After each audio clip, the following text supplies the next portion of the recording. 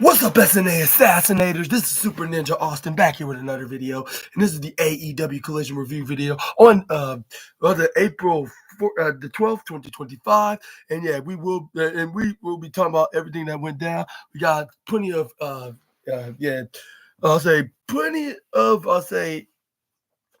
plenty of awesome matches, even in squash matches as well, like with a couple of them, like which was the likes of Megan Bain and Anthony Bowens. And also we saw who's going to be moving on to the semifinal for the Owen Hart Cup tournament in both the men's and women. Who's going to face Will Ospreay, who's going to face Kristen Statlander, and who's going to face the CEO Mercedes Moné. And also we got FTR finally revealed who exactly or why exactly they attacked and betrayed the rated R superstar, and much more. And also that's not the only thing they did. They were causing a lot of chaos there. And even for a guy that likes a lot of wrestling chaos, I think they went a bit too far on here. And this bad behavior these days, like of FTR, lead them into trouble with a couple of fellow tag teams that challenged them in the match in the same night. And not making a lot of friends anymore, rather than the complete opposite, making a lot of enemies, even in the guys behind the commentary desk. But I'm gonna get into all that just a moment, because we got a match to talk about first. But make sure to, before we begin, make sure to subscribe and click on the notification bell for more of SNA's videos, and also subscribe on this other channel at SNA Entertainment. Thank you very much in advance. Unfortunately, I won't be making one tomorrow, even though I would normally would do, but I made a massive mistake. I thought it was going to be Easter tomorrow, but that's not until next Sunday, when on the same day as the Showcase of the Immortals show, I guess you could say. But we're going to start things off with, what was it? It was not a match. It was actually the segment, and it was, probably the FTR segment, was it?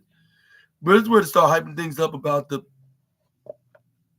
about Harley Cameron gets Athena. This is where we got. This is where then FTR came in. This is where then they finally reveal and got the cat in the back.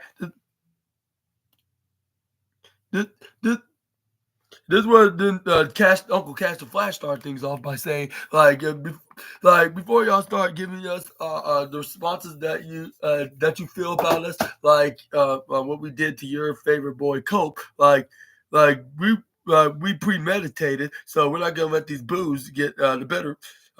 This is where that's where Uncle Cash the Flash said it was one of his best friends. Cope was for over 15 plus years, and he's like. He was his mentor for that long, and this is where then he's like, and before he even knew who Uncle Dak the Axe was, I was like, wow, he was definitely like his brother, even more Dax was, but that's where then Uncle Cash then revealed who more Dax saw and talked about. And this is where starting to be not much of a fan of them anymore, for the fact that they're no longer fan favorites and they're horrible people. And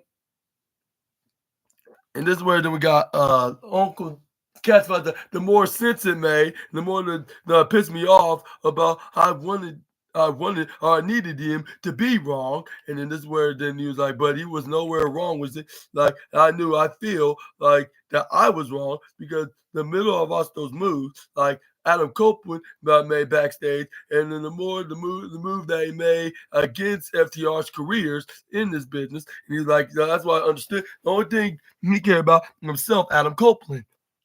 I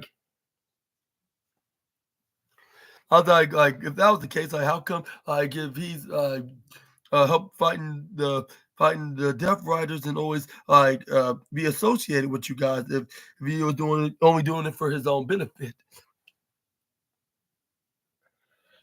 He'll be also be riding on y'all's coattails to get some success in the main event division, if that was the case. But it's like he pushed us down for the benefit of his own, of him being on top. And this was I saw my brother Dax over here on the right, and I saw Copeland's lifeless body right in the middle of this ring in Philadelphia. And in that moment, that just clicked up in his head. Like he's like, and he knew what it needed to happen, and he knew that he has to be the one to do that. And then this is where fans are like, not really. You didn't need to do that. Like it was all just a choice. This is where Castle was like Adam may help me as a young kid, but like. He still saw me as that helpless kid. He's like, and I'm no longer that kid anymore. And then this is where the Castle Flash and continues like, he did not respect him, also respect him as a man. Like, he's like, and if you disrespect him, like, you're gonna have to pay. And he's like, and we are gonna be we're gonna be living legends, like, and we'll be treated as such. And then this is where the fans start being like, you must be out of y'all's damn mind. This is where then Uncle Daxie actually was trying to be like a certain A-lister wannabe wrestler over at the other company that he used to work with. And this is where he put his hands up because he thinks that's going to shut his mouth, but he should have learned a thing or two from that guy. But this is where he's like, I know, like that this is the cold things to do, ladies and gentlemen. Like, and you feel like you're somebody, like, so you feel like you're involved. Like, it's the cool thing to do to bull us when we're talking. Like, I know 2025, that's cool, okay? Like, I give y'all that. And this or then he continued, like, yeah, when they're mocking, with the fans, like, you didn't read the. And this was like you cannot live your dreams, but you're trying to make your own. Like, so congratulations on that. Like, but I do have something important to say. So give me one second, and then you can do your booing charades and your mockery, like gestures and charades, like or whatever you want. Like this is where then he told the fans, like saying what happened last week. If he saw a crowd that said "Why FTR?" like right after they betrayed Copeland, this was like that cliche, like the. That's why in his perspective, like as much as cliche to say this, but I would say, why not? You like instead of asking us why like we did what we did, you should be actually thanking us on what we just did to Copeland. And that's where he's like, he should be thanking us because we gave Adam Copeland everything he wanted, claiming that he sacrificed everything in their tag team lives in order to him to make it on the tippity top. Which I don't think yeah, like you helping him out against the Death Riders and the world champion himself has anything to do with y'all cannot get any opportunities for the tag team championships. But like maybe it did have him distracted at the same time. So I'm gonna give him that. But it's where then we got that Uncle Dex has a Adam Copeland for trying to run relevancy in 2025 at the expense of the absolutely best tag team in this world in wrestling. And we absolutely gave him that, which was very sweet of him. But that doesn't mean that you should be demanding it in return. This is where the one fan just shouted they sell out. This is where the Uncle Daxie did not comprehend that. This is where he's like, how did we did like when he even got no money out of it? I was like, yeah, that's a true point, so you cannot argue with that. But at the same time, it's a totally different kind of sellout. I believe the fans were chanting like they stabbed Cope right in the back. But this way, let's run it down. Like 4 months, 4 long months that we waited, like for nothing to do for the tag team. Like we were completely irrelevant for those 4 months, like since we returned from injury. You know, and then those plans to us, like is to be at. And this was like, and this way, then he made a reference to the two guys that's no longer in in the other company.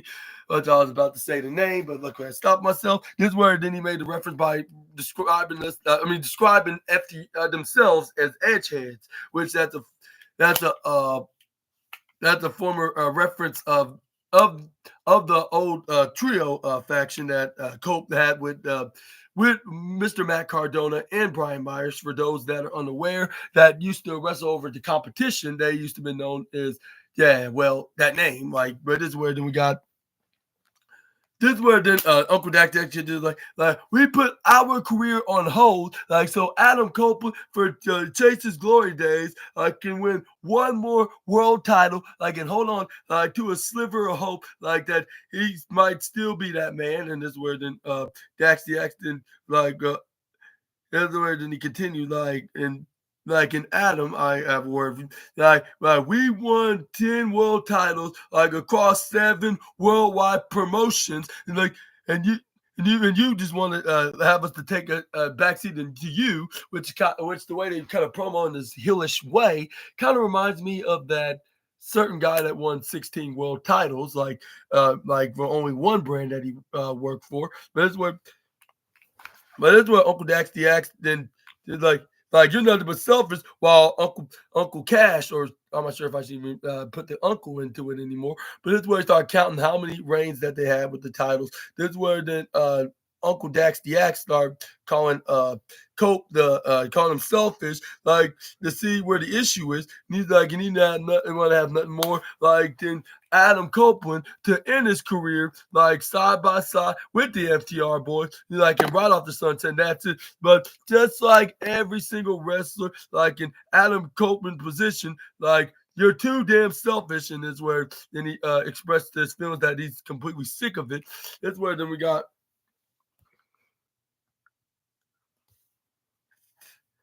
That's where then what's his name? Uncle Dax the accident did you. This is where then he told the fans to shut up, like because he paid them good money. And when the fans started chanting, they want tables, like because that's the most fan favorite weapon in professional wrestling. I don't know for some reason, but that friend. But it's where he told them to shut up after he explained it. He's like, and this is where Uncle Dax the Axe, or lack of uncles at this promo, then said that I dare you to work out to a fan that shout out he is gonna be getting to the gym. This is where then Uncle Dax said, like, yeah, I understand there's a lot of boys and girls in the back that might have.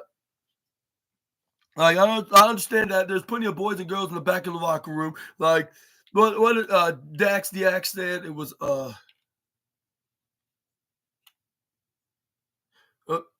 that are not happy with them, like what they did to Colt, because he's a legendary wrestling star for across like 2 decades and a half. But it was like he also understand and acknowledge like that there's a couple of group out here that don't weren't happy with us either, especially one in particular, which he pointed directly at the commentary table, like most specifically like on the primary side to Antonio Schiavone by shouting his name, saying that I heard what you said this past Wednesday, and I'm like, yeah, like I should have known it was only a matter of days where he's gonna like whenever they make an appearance on AEW, they're gonna call out the legendary AI commentator to when Uncle Dax the like, come on, Tony, like come in here. This is where the Nigel.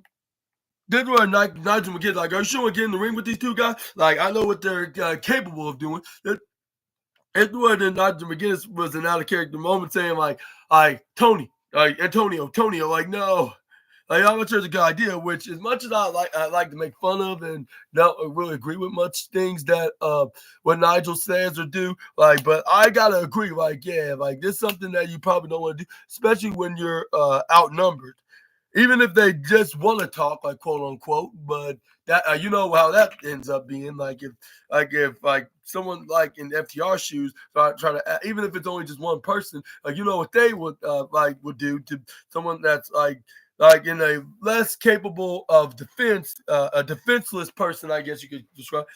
This word in Uncle Daxie acts like you had some choiceful words on what you said about us, like just because you did not like how we when we exposed Adam Copeland, like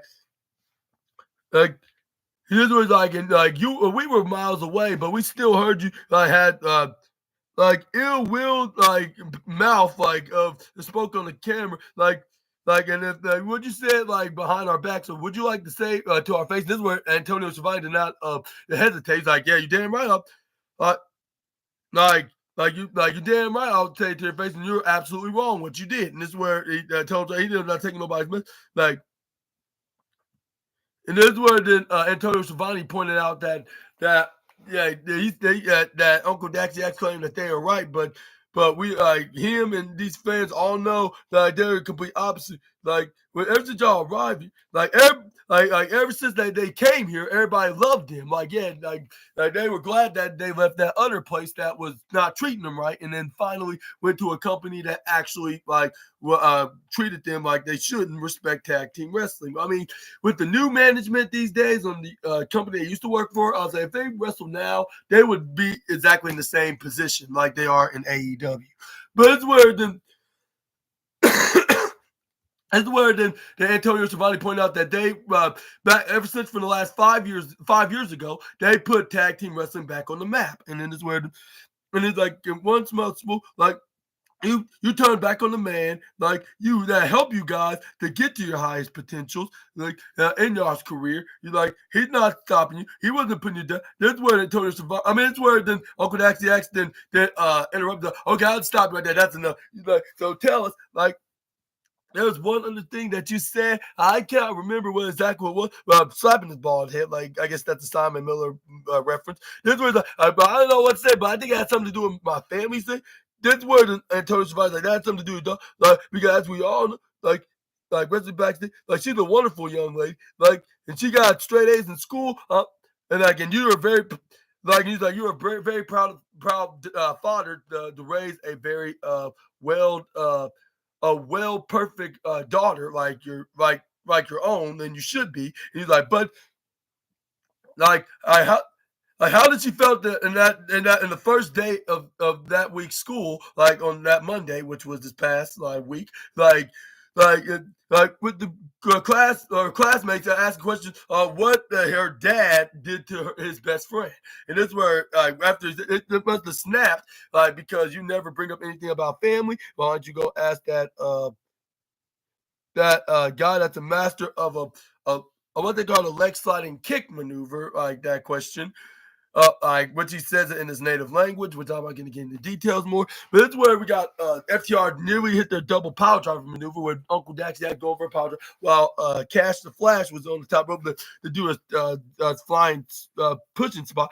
But it's where Nigel McGuinness got up, which that's something I never thought I'd see. This where he let him know that he's semi-retired, and if anything. It's like, and like nobody doesn't do that to his co-commentator because at the end of the day, that's his best buddy, like in Collision. Which I'll say, like I said earlier, like a couple minutes ago, like I may not agree or maybe not like anything much that what's his name, Nigel McGuinness done in the past. But I'll say I got to hand it right here for doing something that was so selfless, like and out of character. Like you gotta give him a round of applause, which I'm gonna do, and I'm gonna give him. I'll say the golden I'll say kudos award like for the best like for this for time like this and like of a fellow's time in need, like which he selflessly did. This is where Nigel McGuinness advised Antonio to go back in the ring. It doesn't matter what FTR says. This is where they try to attack the Ring of Honor legend, but only for Danny Garcia try to go out there, stop his two friends to attack commentators for no reason until once they got turned around, they both double shoved Daniel Garcia. This is where he was like, oh, like that's what you mean? Like it's where then it snapped Daniel. This where, but it's where they end up hugging. Is where like it looked like that's gonna end right there, right? Like, do you think that FTR is not gonna be coming back and start causing more chaos like they did to the commentators? Are they? Like you could be wrong, like if you think that. But anyways, we're gonna get into that in just a moment. We're Daniel Garcia checking on watching the. But that's where we got timeless Tony Storm as kind of promo to all the women that's participating in the tournament, except for Julia Hart, that is, of course, and Thunder Rosa, because they got eliminated by Kristen Statlander and Mercedes Moné, respectively. But this is where we got. This is where she called herself the tramp that's still the champ. This is where the timeless Tony Storm can do. Like, let's go. Like, the only hard part for this tournament, like in the winners of that, like going all for the AEW Women's World Champion, and this is where just like they're like this is like Thomas Cafe, like not. I'm gonna make a batch of slut tarts, which that like I'm not sure if that's like some kind of a food dish, like a fancy one, or or a female dressed up like a food dish. I don't know, but yeah, that's where she started off with Billy Starks. Like yeah, you've been like milk breath, like in like. And like you're just nothing but a child. Like I'm gonna make a woman out of you. And this is like and Harley Cameron. Yeah, like Courtney Jen Hampton. Like yeah, like you put you on my wrist and sing Rainbow Connection, that's what she said. And it's like, and this word then, and this word she hilariously put a picture of of Antonio Schiavone, which was supposed to have Mercedes Moné on there. And because of that, like, confusion, I'm giving it the Golden Trophy of the Night. Yeah. Goofy Wrestling Golden Trophy of the Night. This was did she called Mercedes Moné Mercedes Money, which that sounds like an error that WrestleMania did before with his enunciation, like for for pronouncing her last name, which we all know don't have a Y in it. I get to have that very fancy E at the end. But this word then what's her name? Timeless Tony Storm did like in this word that she's yeah, it's an unfortunate nickname because I'm gonna drain your 401k, and I was like, hopefully that does not happen. Like, but it's where then it is where that you like. I'm gonna put you so much in an unfortunate situation, make you so poor to the point that I'm gonna make you drink my own bathwater. Like, blah, that's even worse than drinking out of the sewer line. Blah, especially with her filled with her ti. Yeah, they're ill.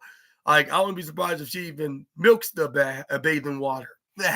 Okay, and move on to the next slide. What Thomas Tony Storm said. She's like Kristen Statlander. Like, oh my god, like what a woman. Yeah, either. Like, you may be the what a woman that Kristen is. I'm like, yeah, she may be a woman, but she's a woman that needs to get justice brought to. Hopefully that is the case. But that's where then we got Tony Storm. So you may be the forever champion, but I'm gonna make you what did she say? Like, what did she say? Something.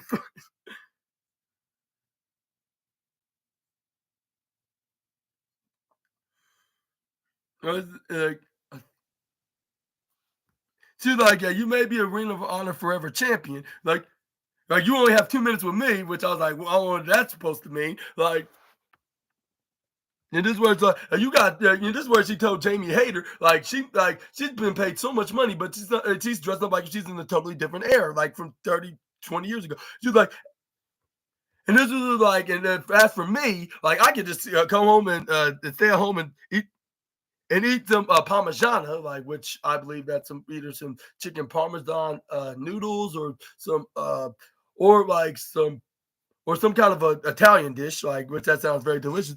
And this is why she's not that kind. That she is that kind of woman. Just with that double or nothing. Like she will be dinner, and she'll be watching the finals, which whoever goes in the finals and win, in what they call Glendale, Arizona, they will get a shot of facing timeless Tony Storm at AEW.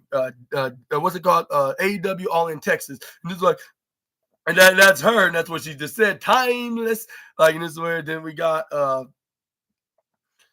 but this is where we got the first match, which was Billy Stark and Jamie Hayter. And I'll say, despite they had this little young troublemaker, I'll say this still did a very terrific job. Like with this young lady does have talent. I cannot take that away from her. But when it comes to trying to do anything to try to get to the tippity top, especially the way she does it, is not going to be doing her any favors. But anyways, despite that, I'll say I had to give a round of applause for these ladies. I would say maybe the bronze trophy of the night, perhaps, but this is where we got Billy Starks throws Jamie Hayter in the clothesline, but this is where she goes for a slide. This is where we got what's her name? Jamie Hayter about to hit a big old right hand, which I was hoping that she did hit her with, but unfortunately she stepped back because we all know that what's her name? Billy is a coward. Like when it comes to not backing up her words of bringing down a wrestler. Why don't you go ask the last couple of wrestlers she wrestled, especially Jamie Hayter, and I believe and the CEO when she challenged her for the TBS title, of course. Which those are the two girls that's in the tournament I got a shot at the AEW Women's Championship if they can win in the finals in the Women's Owen Hart Classic. But this is classic, just Owen Hart Cup. But anyways, this is where we got a roundhouse kick by by Billy Starks, knocking her down. This is where she goes for a smile. Like, ha ha ha ha. This is where then we got Billy Starks grab onto what's her name, Jamie Hayter, try to go over her clothesline, like not once but twice. But this is where Jamie gets tripped over with the legs of Billy. This is where she hits the super kick, goes for the right corner slide, and this is where she gotta go for a suicide dive. She hit it with a big old right hand, fits a counter on a wrestling game. Like when somebody try to go for a suicide dive, you can counter by hitting a big old right hand to the face, which was a very genius move. Like, I mean, like she haven't been in this industry like for a while for nothing. Like, so of course you're gonna be prepared for any move that's been trying to that's about to get hit by their the opponent. This is where then we got Billy Starks trying to go for a flying head scissors, only for Jamie to pick her up, flips her over right to those piles of chairs that was right behind the barricade, which that was looked very satisfying to watch from the former AEW Women's Champion. This is where we got Jamie then ends up in the ring. This is where then we got Jamie Hayter then picks up what's her name what grab onto what's that Billy Starks. This is where then we got that's where Billy then I believe tried to go for like a move right off the top onto the bottom right corner side. A barricade because that is Barry. This is where she had the swanton onto the former AEW Women's Champion. This is where we got Billy then ends up picking up the Jamie. This is where she tried to throw her back in the ring. This is where then we got her then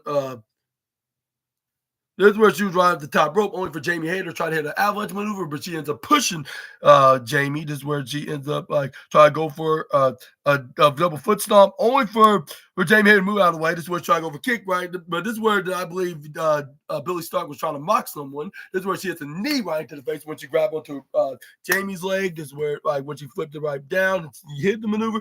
This is where she tried to go for a suplex, only for Jamie Hayter to ducks, hits her right and throw her right to the upper left corner side. This is where then she hits a double A spine buster. This is where then we got this is where she tried to go for a pin onto Billy Starks, only for Billy to hit the right shoulder up at 2.3. This is where Jamie Hayter's like, I gotta admit, this girl has perseverance. Like, I gotta give it to her. Like, she will not just give up just because it's a move that could squash even a jobber with, like with a move that's basic but still like gets the job done. Like she still proves that she belongs here in this industry. But it's where she had a belly to belly suplex on the young 20-year-old. But it's where once she try to go for a pin, she only got a 2.3. But this is where then we got Jamie Hayter ends up picks up the young star and the first ever, I believe, Ring of Honor TV champion. This is where we got when she tried to go for lefts and rights. This is where Jamie ends up flipping her back first, right back of her head first. Let me rephrase that. Right into the canvas. This is where we got. This is where Jamie Hayter ends up and this is where then Jamie Hayter's like, all right, referee count. And this is where she got all the way to 10, like, but quicker. This is where we got Antonio Schiavone then told the fans that they will go on their picture-in-picture break, which we all know is their partial powerful force in all of pro wrestling. But once they got done, this is where we got Jamie Hayter then ends up getting intercepted by Billy, like with a kick strike right into her head. This is where then she got sent right to the upper right corner, upper left actually. This is where we got what's her name? This is where we got what's her name? This is where we got Billy Starks then trying to go for an attack with Jamie Hayter, but this is where Jamie went right out of the way. This is where we got Hayter then went right into Starks, but this is where Starks put her leg right in front of Jamie Hayter. This is where then she grabbed onto her leg. This is where she bounced right in the top, which was a massive mistake by Hayter. She gets hit right in the head by Billy. This is where then Billy hits her with a leg trick jawbreaker. This is where she hits a German suplex onto the former AEW Women's Champion, only for the 2.3 to get kicked out. This is where we got. This is where we got. This is where she tried to go for a pin, but only got like a 7 count. Yeah. This is where then we got Billy Starks then picks up the British Star. This is where she tried to go for suplex, only for Jamie Hayter to flip right out of it. But this is where we got Billy Starks trying to maintain control, try to go for suplex, only for Jamie Hayter to knee her the second time. This is where we got Jamie Hayter start kicking her a knee in the right to the midsection. Actually, this is where she tried to go for the Hayter raid, but only for Billy Starks to hit her with the Dragon suplex. Then she followed that up by trying to go for some kind of a hammerlock sleeper hold right onto or a rare chin lock. That's what it's called. This is where Jamie Hayter finally flips her over, hits a running knee strike right into her face. This is where Jamie Hayter go for a pin. She gets almost a 3, but only got a 2.9. And this is where then Jamie Hayter's like, I don't know how that was a close call. Well, I don't know. I mean, I don't know how that was a close one, like, but that should have definitely been a 3, even if that's my signature move. This is where Jamie Hayter hits her with this fireman's knee to the back of the neck, like neck breaker. This is where she hits her with a snapmare version of the Haterade. That did it for the no, it was no, it wasn't that. It was the basement version of the Haterade. She kicked out at the last second of 2.9 as well. This is where we got what's her name, Jamie Hayter's like, there just has to be something that I'm not doing right. This is where then we got Jamie Hayter's like, well, I'm still not giving up. This is where we got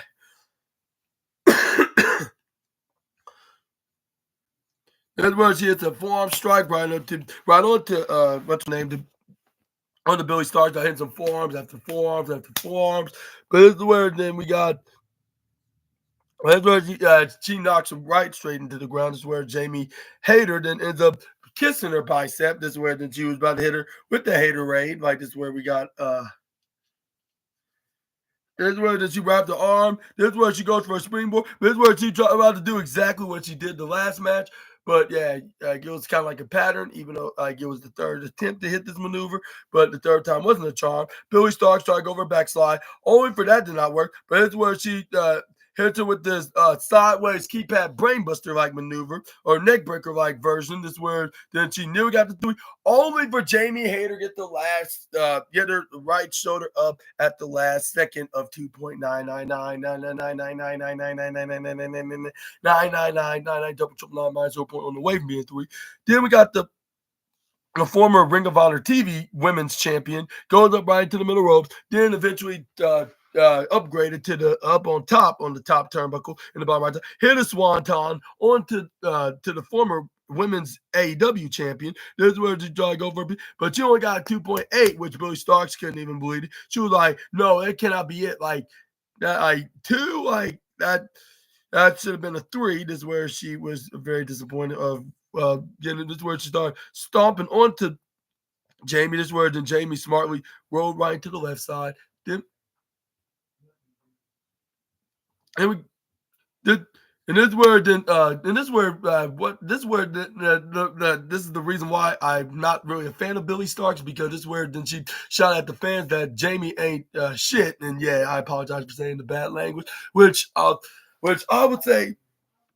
I'll say that was very unprofessional. That's why she's not a star yet in this business, like, because she's so arrogant. But this is where we got Billy Starks then try to go for a big old right hand onto Jamie Hayter, which was pretty impressive. But still, that doesn't change the fact that she's so narcissistic. But this is where then she tried to go for a power drive. But this is where Jamie Hayter flips her over. This is where then she teaches her a lesson by being so self-centeredly arrogant. This is where she hits her with a devastating headbutt right into her face, like if she's like a British AEW version of the Eradicator girl. This is where she hit Billy Starks with a brainbuster right back first into the suplex.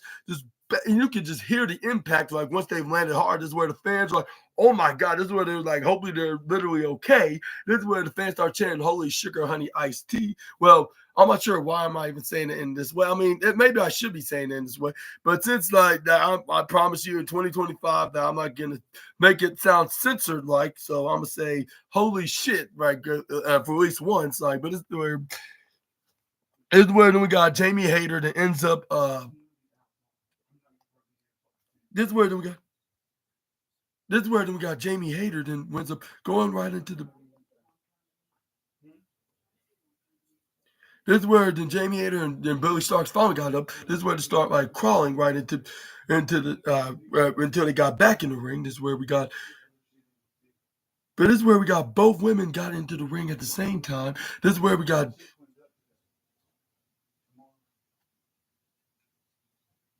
But this is where then both Hater and then Starks are going back uh, start hitting some jabs onto each other, playing wrestling, tennis. Yeah, that's what it's called. This is where Jamie Hater hit her signature, which is I believe she calls it the British curse backbreaker. No, I don't think she calls it the yes or the Jamie curse, whatever it's called. But this is where she hits her with the Haterade, which that's the move I know for sure. That's what it's called. Like at a Grand Slam of luck. This is where then she got a 1-2-3 winner of this match, advancing in the semifinals, which I was totally relieved of, which I was hoping the same when between Harley Cameron and Athena. But luckily, Athena's protege did not get into the semifinals against Kristen Statlander. I'm hoping for Jamie to get that was it the justice against Kristen, like just by power bombing her, hitting her with any of her moves right through a table onto the former TBS champion. But that's a different conversation for a different day. But what was your thoughts on this win? Do you think Jamie Hayter was the best choice? And do you think that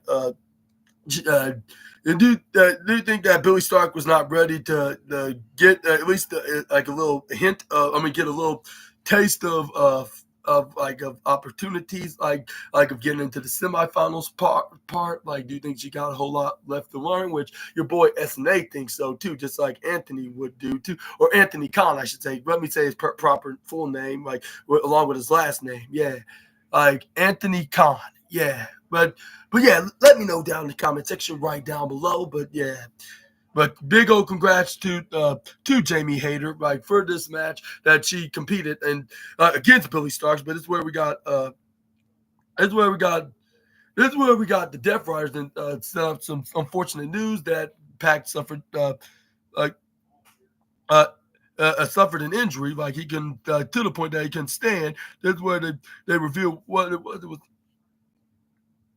And that's what they're not gonna. That's not going to stop them from defending their titles, which I'm surprised that they're not backing down from accepting this challenge. Maybe Anthony Khan like threatened to cut half their pay, like, and they need their money like for putting up their stuff that they're doing, like whatever they're doing, like something that we probably do not want to know. But anyways, this is where we got Claudio Castagnoli did say, like, yeah, we're gonna be doing this front and center. So Joe, like, yeah, yes, like we do accept that challenge that you're offering us. This is where and this is where he starts speaking in his own native language, like what they're gonna end up doing. This is where John Moxley did. And this is where John Moxley, like, if you really wanted the shot, like, and this is where I start saying that AEW, like, if I wasn't questioning like anything Anthony Khan does, like I would definitely would say I'll be like, okay, like if the Bang Bang Gang, can I have a substitute trios replacement? Like like how come you're letting the Death Riders like how I don't know how we're letting the Death Riders do it, like which that don't make any sense. Maybe that like they've taken over AEW things that to the point that they could think that they could and they think that they can just can get away with stuff like this, even if it's something like minor like the trios championships. But that's where John Moxley's like, and this is where then John Moxley, if you in order to step up, like you gotta put yourself in harm's way first. And it like, and that's for Samoa Joe and Shibata and Hook. Like you guys already know it. Oh no, like no, what I'm talking about, like not Hook, like everybody except for Hook, Shibata, and Joe, Samoa Joe, of course. But yeah, he's like, boy, you're teaching good old helpless young Hook. And he was like, yeah, like why answer that question? Like in Hook, like, well, don't worry about that. Like, yeah, this is where he's like, and you just need to relax and be you, like, because this is the match of your life. And he's like, but trust me, like and he's like, and chicks need scars too. Like, and it's where Willie Yuta then flat down his head is where he gave a very spooky stare, which I started getting frightened for a second. I'm like, that water's making them worse, like that they've been drinking. But it's where we got the Israel got a tag team squash match by what's that called by the Gates of Agony's Bishop Khan and Tola Liona. This is where they get them repeated clotheslines onto one enhancement guy. This is where grabbing the other one, which was I believe Tola Liona. Now was putting his hands on to the fist on the ground like if he's a certain viper that hears some voices. Which I wonder who that guy is, but this is where then he speed and tags his brother Bishop Khan in. This is where they send him right to the ground. This is where we got Bishop and Tola then hits up a double arm, what that arm kind of slam maneuver, like grip him by his arm and hit a double what they call body drop slam. This is where then they got the 1, 2, 3. The Gates of Agony gets the win. This is where let's just say that they have set up a challenge to the tag team champions, which I'm not gonna get into just a moment. But it's where we got Lexi Nair then caught FTR before leaving. This is where then we got Lexi Nair start asking questions about Cope. This is where Matt Menard and what's his name, Angelo Parker, then's like, wait, we need to talk to these boys. And that's where then Dax actually tried to reason with them, which I don't know what's the reason why he was trying to do so. But it's where what's his name? Cool Hand Andrew's like, no, like I'm not gonna let this slide. And I'm not gonna let you just talk me out of saying it. Like you have the you think that you can have the abilities to pull the wool over everybody's eyes, don't you? Like we'll see do the bull sugar honey iced tea. Like, and we'll be damned when we'll see you put in the position that you put in Cope, and this is where the Cash was like, yeah, I know. And this is where he's like, no, you need to shut your mouth. Like, let's talk. Like, this is where the Daddy Magic Matt Menard said, like, year and a half. Like, I think you, yeah. Y'all finally showing our true colors for the past year and a half, and he's out a year and a half again. Is where he was like, yeah, you thought you put yourself. Like, did you? Like, do you think you can do it to Garcia? And this is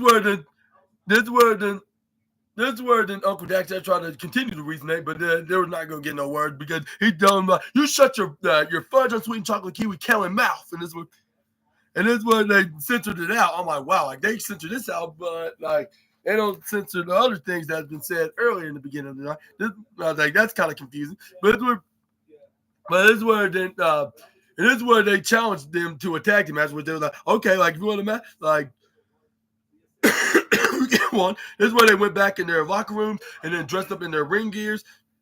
And where Matt Menard, and the Cool Hand Angelo Parker then went right back in their locker room to fight. This is where we got the Scissor King came out.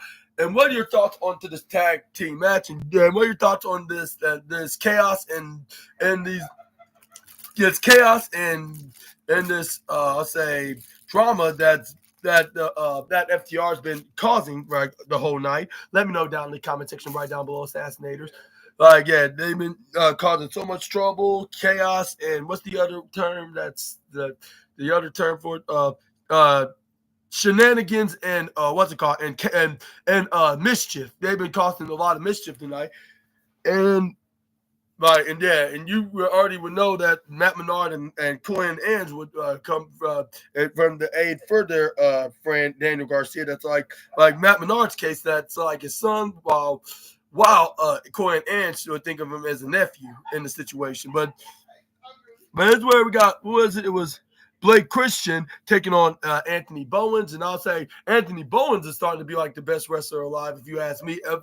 I'll say, well, at least when it comes to the Acclaim's perspective, I'm not sure about anybody outside of the tag team, but I'm saying like in comparison with Max Caster or Platinum Maximilian Caster, whatever you want to call him. Like I think that the actual term is the Scissor King himself, and that is Anthony Bowens.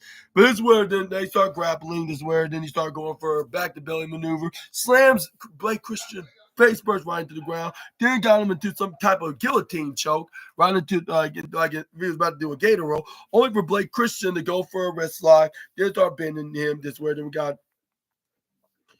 This is where then Antonio Schiavone was getting very excited about making history of being the longest running weekly episodic television show in the TNT and TBS history.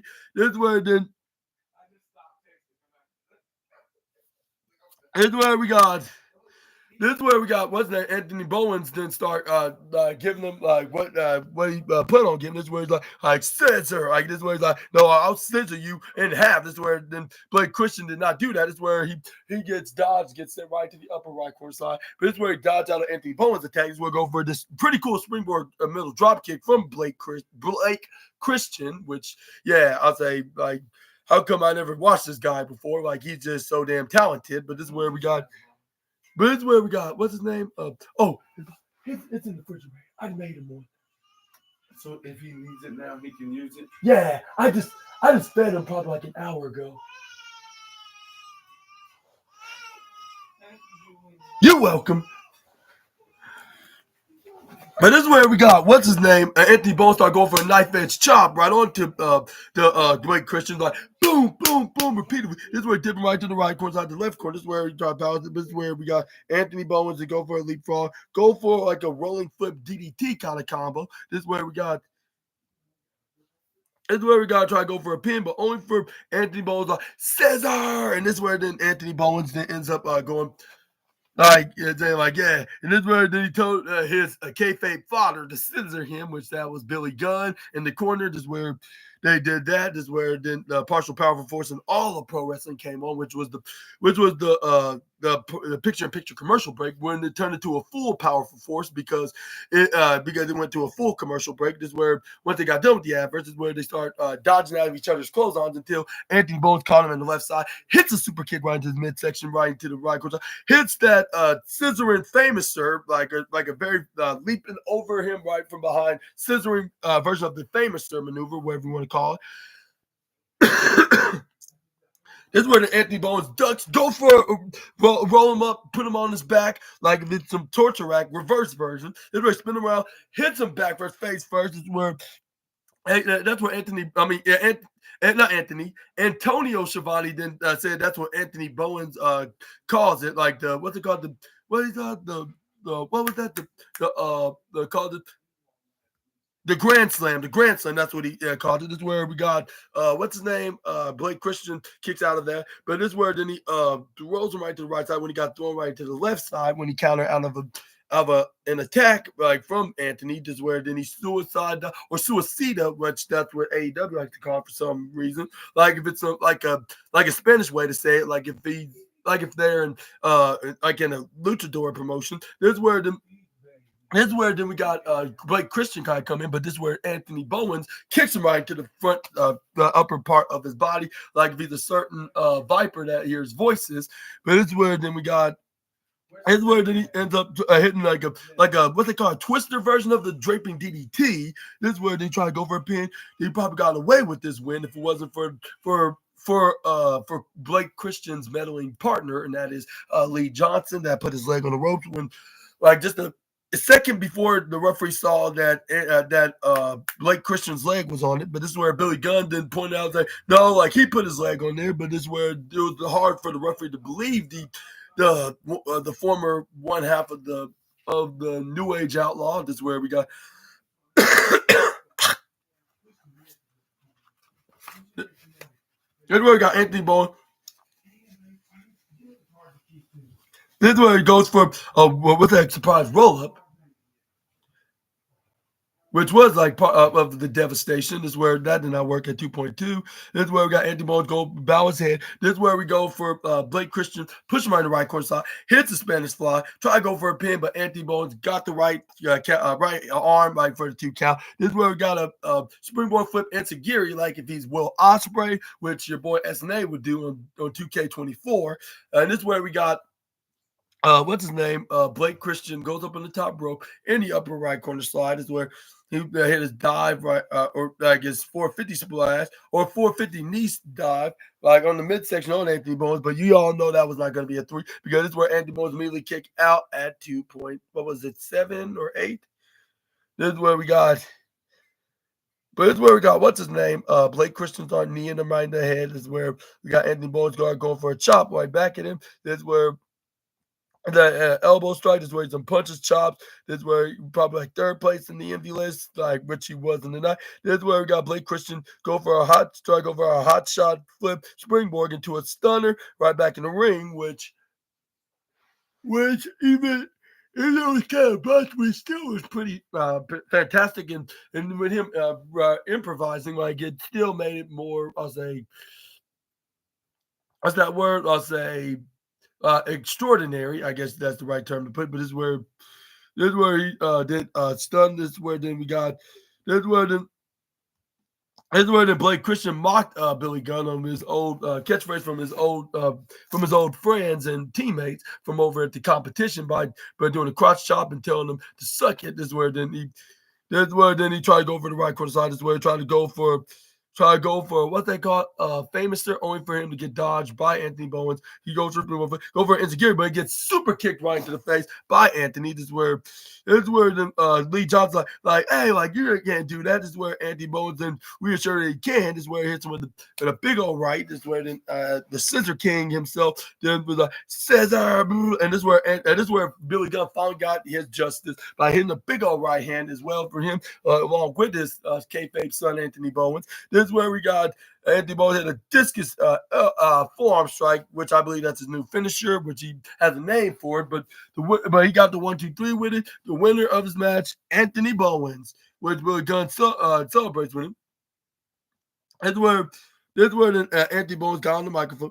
He's like the card for combination is the power, like of the athleticism, like in intelligence, like in the look, like in the in factor, like, and I am the pride of the professional wrestling business, baby. And then it's where then he let the crowd know by saying like he don't need like a government trademark to prove that he's the best wrestler alive. And I was like, well, like what you did tonight, like that explains it. But this is where and I'm just gonna prove it to you like every single freaking week. And he's like, and it's gonna be right here. And then this is where then Anthony Bowens like. So one last question is like, who will step up to the plate, right? Like and get their get their ass mighty white, like which I'll say. Hopefully that's just the wrestling metaphor rather than something weird. Like with I'm not trying to. It is what it is like the 5-2 player, like the 5-2 tool player, I believe that's what it's called. This is where then this is where then this is where then Antonio Schiavone described his promo, a serious statement and with serious business. That's what I believe. That's what he stated. This is where then Billy Gunn's like, yeah, your future there's future champions here in All Elite Wrestling, along with him being a trio champion and a tag team champion, like in his time as a tag team, of course, but now he's on the solo run. But yeah, but what kind of singles championship is he gonna be winning first, like in his run in AEW? Do you think it's gonna be the TNT, the Continental, the International, or maybe even when it becomes unified with as the AEW International Continental Championship? If that's the plans for All In, or can it be, or it will be the AEW World Championship itself? Let me know about any of that in the comment section right down below, Assassinators. But here's where we got Megan Bain and ends up coming out like to face some two enhancement girls. This was like she didn't even need her partner Penelope Ford just to fight these girls. This is where she started fighting them all by herself. Even had this pretty dangerous spot, which I was feeling bad for the girl when she got fallaway slam right into the left corner side. Megan then got up. This is where then and this is where she hit the splash right onto this other girl that was already in the ring, which was the legal one. This is where she splashed on the girl that was the illegal one. This is where she went, put her, they got right into the upper left side. She put her in the diagonal side, and the bottom right. Then she go for a power slam right onto her. But this is where she ends up. But this is where what's her name gets clothesline. What's her name? This other girl. This is where then Megan Bain ends up like stacked right on top of each other, like when she had her finishers on these girls for the 1-2-3 winners match. The goddess of the Megasis herself, Megan Bain. But this is where Penelope Ford came in and celebrate with Megan Bain, like putting grabbing both of the lifeless heads, like that was damn near what they got separate from their bodies. Well, like yeah, that could be exaggerated if I was talking realistically, but I'm saying like in the kayfabe term, I guess you could say. This where did she slam both of them face first in the ground, like showing that they're not ready. This where Megan Bay start taunting like with them. This is where they start taunting with the fans, saying like she's still gonna get a shot at the AEW Women's Championship, which I believe that's probably the direction for Double or Nothing, just like that news article that I read on the SNA podcast before. I'm not sure if it was Fightful Select or was it in Wrestling Inc., but it was one of those that mentioned that. But this is where we got Kevin Knight then came out. This is where he took on AR Fox, and I'll say this match, I'll say like if it wasn't for the I'll say the what's it called matches, if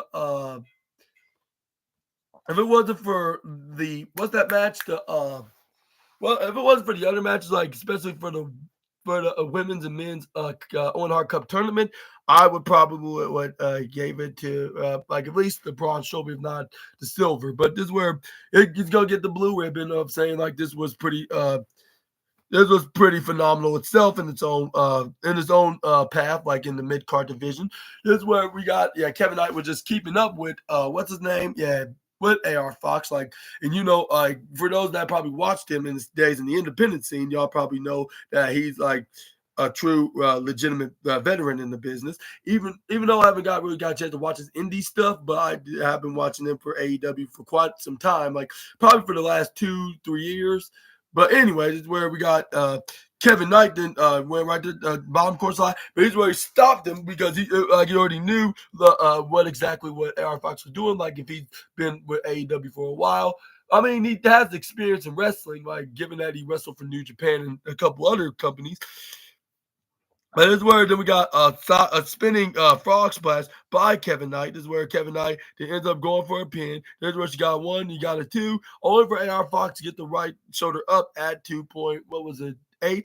This is where Kevin Knight's like, okay, like that was understandable. This is where then I try to pick up pick up AR Fox. And the one thing I totally forgot about to tell you, like that spring break is gonna be a 2-night event, which the night one is gonna be a dynamite edition of the spring breaking event, while Collision will be on Thursday, which that's something that's very shocking that's gonna be happening. Which I don't blame them for doing that because given the simple fact that the other company's biggest spectacle is gonna be on next weekend, so I don't blame them for moving this on Thursday, which I figured that was going to be the case. Which when they brought this up, like, it will be on Thursday night. Like, and I will be doing a review for AEW's Thursday show, along with the back-to-back movie and animation news videos I'm going to be doing over on the other channel at the other channel, SNA Entertainment, but that will be on the afternoon side. Here's where we got Kevin Knight start doing some kicks and stomps right into the midsection of AR Fox. This is where then he started going for right hands on the Fox, but it's where Fox did not hold back. This where his forearm started backing him, but this is where he ends up getting uppercut by what's the name, Kevin Knight. This is where then you dip from right to the right side to the left side, try to go right hand. But this is where, as a well experienced professional veteran that AR Fox is, he hangs on to the ropes. This is where then we get split right to the left side, hits a right hand. This is where we got this is where once he got his back turned though. This is where he then hits right in the back of his head by Kevin Knight. This is where then we got him going up in the middle ropes and the top ropes, and only for him to get hit with a step up in Sagiri.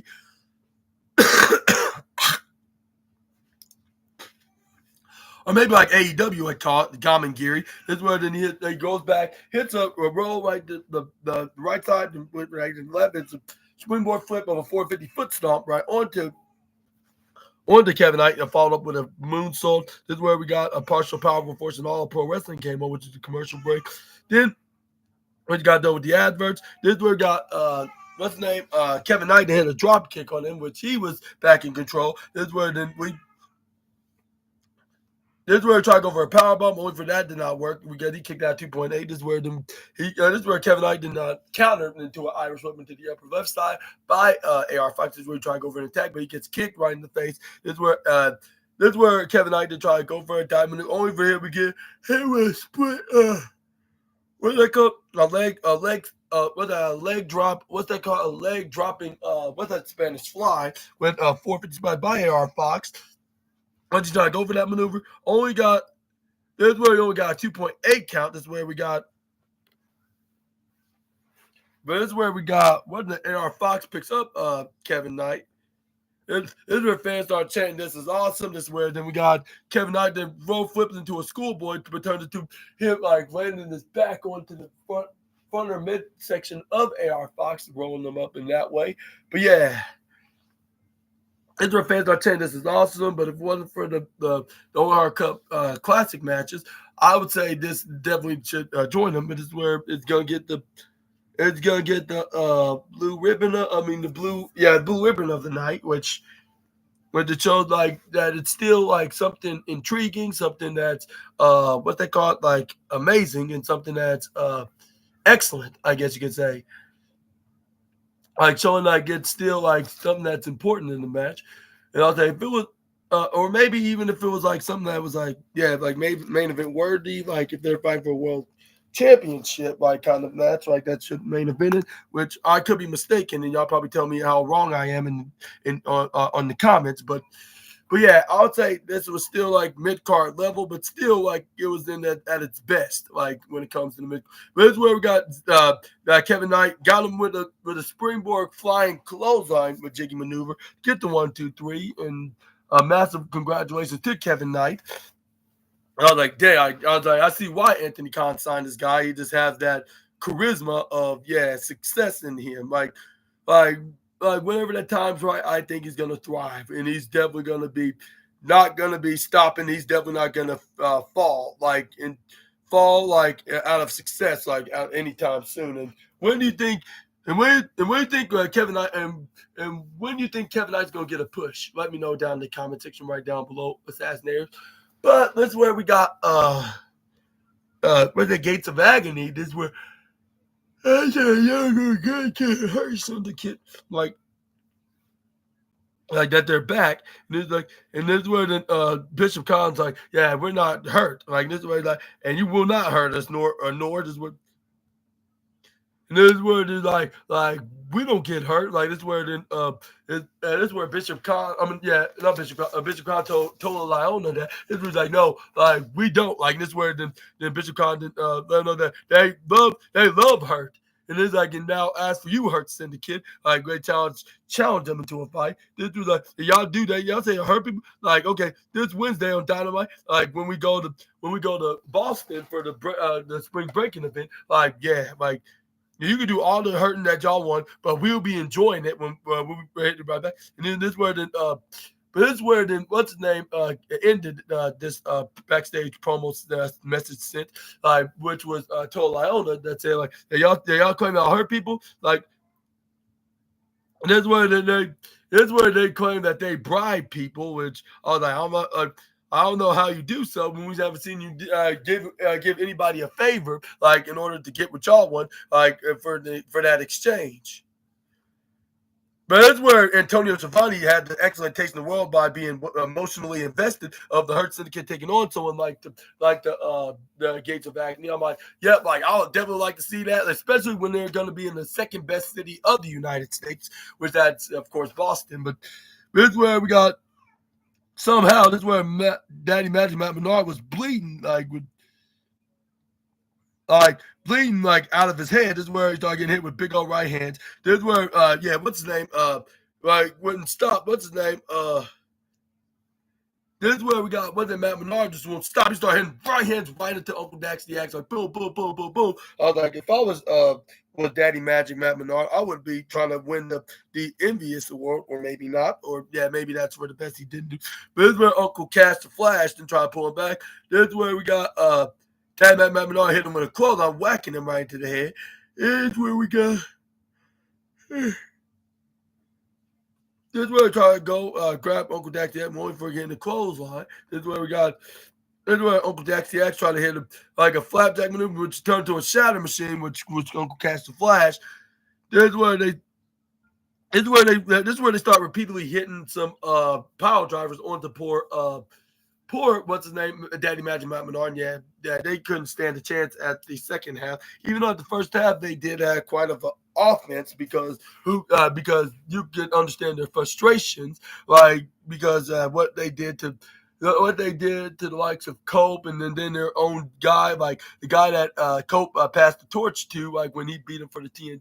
Or no, like I kind of passed the torch to him, like even though he didn't really fight him for the championship or even got a chance to win a championship that he had to relinquish, like, but he still was a guy that Cope was kind of like a mentor to him, and also they disrespected that young kid. That's Daniel Garcia. But this is where we got Uncle Dak. They had to try to go for and the Cats would try to go for their double power drive maneuver until they try to go for their 445th time. Like this is where Daniel Garcia like, all right, that's enough. Like this is where they were doing each side of doing that double power driver maneuver.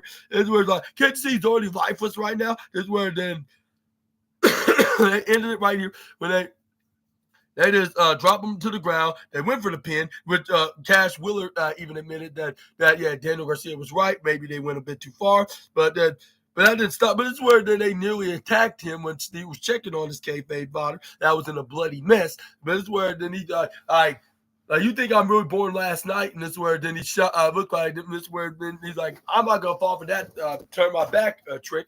But when he did so, when he thought they were fully gone, he should have thought again because they slid her back in the ring, attacks poor Daniel Garcia, and it ends up hitting that exact same pile driver in Uncle Cat's flash diving maneuver. This is where they try to pick up what's his name. That's where they try to do the same to was it Matt Menard? Was it? Yeah. But this is where they end up. This is where the referee, I believe that Uncle Daxie Axe attacked a couple weeks ago that he paid the fine to for exploding like what he did. But let's say that happened again, but this time it was not really understandable. That he did that to himself when the referee was trying to do his job, trying to stop him.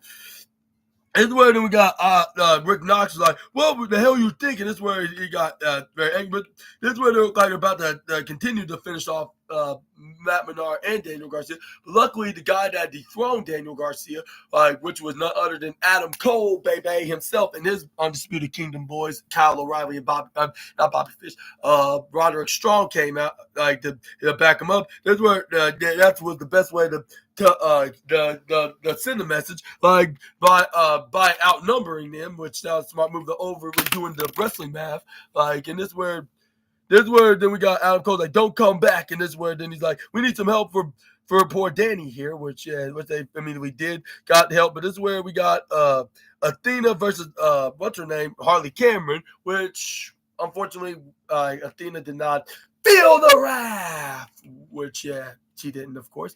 But what were your thoughts on to this heel turn and this chaos that FTR has been creating? Let me know down in the comment section right down below. I'm gonna say I even as much as I like wrestling chaos, because I am Shadow Hedgehog while my boy Simon's Dr. Robotnik. I still was not so sure about this kind of type of chaos, like what they did to the likes of poor Daniel Garcia and Matt Menard, probably two of the most and cool and Ange, like three of the most awesome trio that's in AEW right now, one of the three, I guess you could say. But this is where we got the women's match, which I gotta admit it does deserve the silver trophy, even though it was not exactly how. But this is where we got Athena then disrespected the Wrath creator by patting her in the head, good job for being a good girl, which she's not no puppy or what they call female puppies, which maybe I should not get into it unless it's Kazuchika Okada's there, which I should say a lot about Athena, but I'm not trying to sound like if I'm a sexist prick. If that was the case, I wouldn't be rooting for Harley Cameron at this point. Well, that's out of biased opinions, but this is where we got Harley Cameron then, understandably, then went for a headlock, which that was probably the most professional thing to do. But she could have did worse damages, but she was just trying to keep the peace. Which, yeah, who could blame her? That's understandable. But this is where she got thrown right to the right corner slide. This is where we got her roll and flip right to the left side. This is where then she tripped her right over. This is where Harley Cameron then. That's why she patted her in the head. Now she felt like the way, now she finally felt the at least like a quarter of a rap, I guess you could say. Like, and see how it's like to be treated like if you're nothing but like a puppy in this business. Like, and this is where hard get okay. Like that makes sense because yeah, like she don't want to be exposed to being a hypocrite, which I nearly did tonight. Like I nearly exposed her, proving my point of calling her that, but in that description. But this is where Athena was yo, you're gonna pay for that, and you're gonna feel my wrath, which that's not nowhere even near the level what Harley would give a wrath to. But it's where you got Harley Cameron flipping her right over, trying to go for a pin. But this is where Athena then flips her over, like trying to go for a pin. But this is where Harley Cameron did a better version of the roll up, but only for her to get flipped right over by Athena. But it's where both women was like was looking at each other like, you gotta admit, like you are talented, which that's nothing that's gonna be taken away. Of course, I don't think that whoever wrestler, like no matter what gender, what height, what age, what culture you are, like yeah, you're gonna be known. Like if you have that skill in the squared circle, like yeah, there's nothing that's gonna be saying otherwise. Like there's nothing that's going to say otherwise to your talent. Like, there's nothing that's going to be taken away from it. Like, even words cannot do so. But despite that, that doesn't change the fact that, that Athena is a hypocrite, I guess you could say. But it's where Athena did try to go for a headlock, but it's where we got Harley Cameron was not giving in. This is where she tried to Irish whip, but this is where Athena was too strong until like she got her into a headlock of her own when she found an escape path.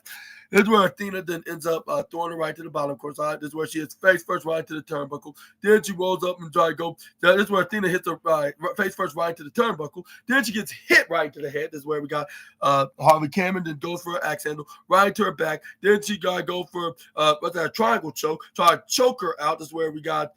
This is where the referee's like, all right, let her go. Like 1, 2, 3. This is where we got Harley Cameron to try to go for like a suplex maneuver. This is where we got Athena then pulls back. This is where she sends her face first into the that little support thing of Tina the turnbuckle. Then hit her with a back suplex. This is where we got Harley Cameron grabs onto. This is where we got Athena grab onto Harley, try to go for a wheelbarrow German suplex.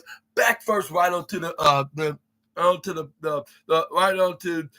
concrete floor. This is where Athena started giving a very hideous, maniacal grin. Like when she hit her with that maneuver, when she got herself right back up, I'm like,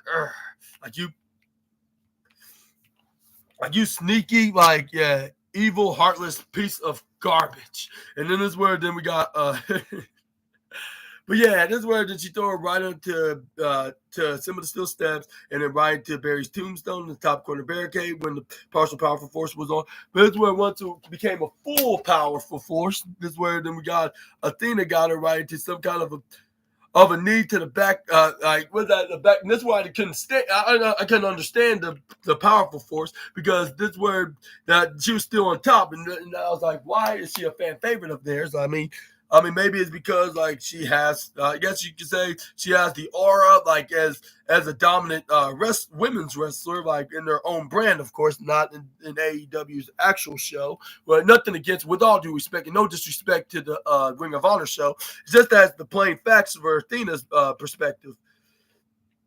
But this is where then we got what's her name? This is where Athena pushes Harvey Cameron right to the bottom course line. This is where Athena try to go for close. Only for getting a roundhouse kick. This is where she gets tripped over. This is where Athena's like, whoa! This is where she hit a super kick. This is where Athena try to go for a pin. Only for her to get denied at 7. This is where Athena gets body. This is where she body slammed. What's her name? Hard kick. This is where she tried to go for a leg sliding kick. But this is where luckily, when Harley Cameron got her head up. This is where she tried to go for close. Only for Athena to try to go for clothesline. And this is where Harley Cameron goes for a wrist lock into a neck breaker. Like if he's a certain Chicago-made wrestler that calls himself the best in the world, which I'm sure that AEW don't want to talk much about it. about this wrestler. But this is where we got Harley Cameron go for clothesline and a step up in Sagiri. This is where we got Harley Cameron then hits her face first right to the ropes. Then she went right to the middle rope. This is where then she got and started hitting some right hands right onto the back. This is where she's like boom, boom, boom, boom, and this is where then Rick. This is where Rick Knox like, all right, like I don't do too much. This is where she shouted to the fans, "Feel the rap." That never gets old. That's very catchy. Which I believe the fans were all in the arena chanting, "Feel the rap," which they were probably hoping that Athena does feel that rap.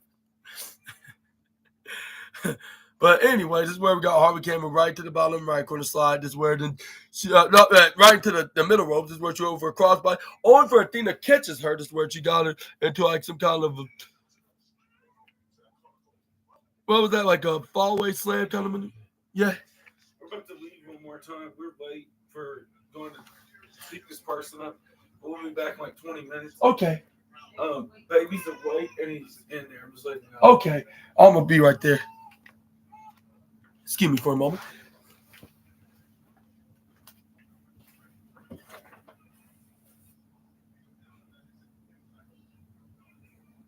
You might need a diaper change.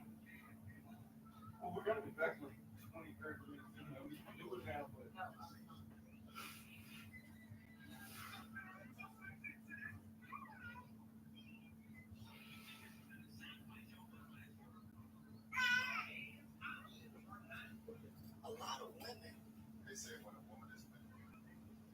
So you gave him this bottle at like 12? Yeah.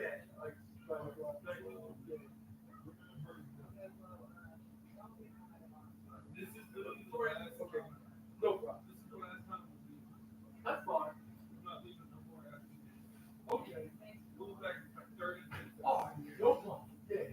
Got somebody else around town taking them. Okay. That'll be fine. Yeah. Yeah, bet. About the ATM. Yeah. Oh yeah. Like once I get done with this podcast, I'm gonna do that as well. Yeah. Bet. Okay, no problem. I got it.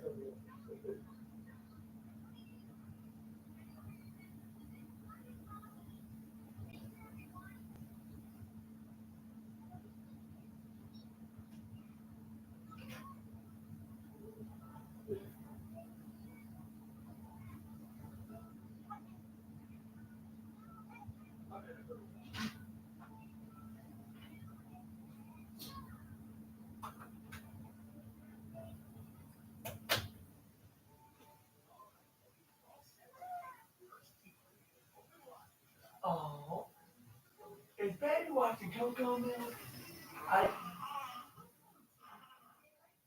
Is they babies like ain't like your big brother? They're probably like your big brother's baby.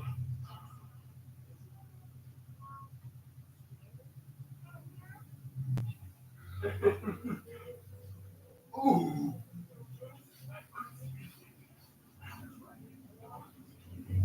I mean, because of the UFC.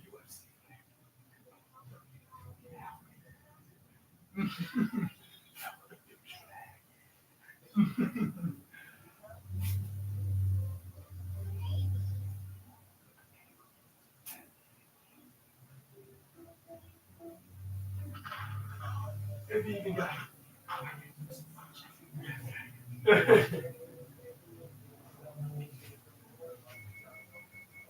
the baby got in diaper change. The little baby.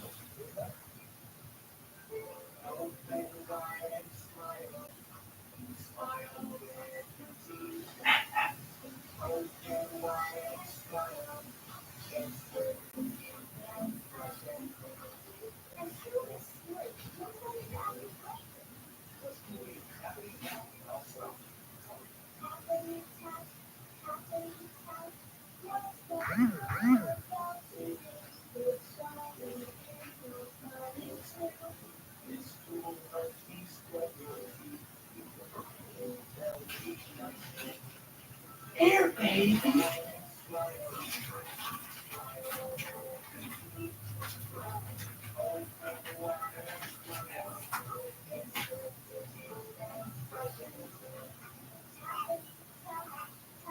You look like a cute little duckling on a cartoon.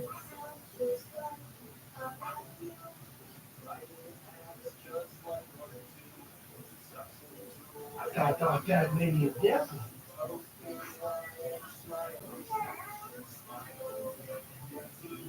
It can't be.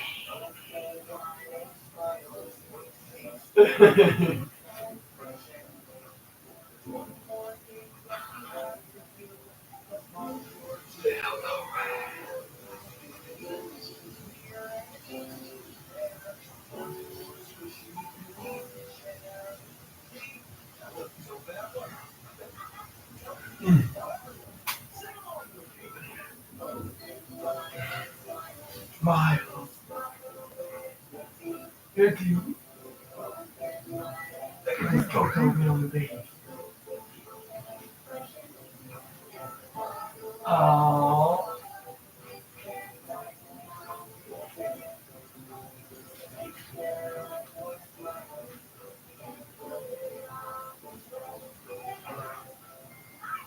you like that bird? Oh, little white.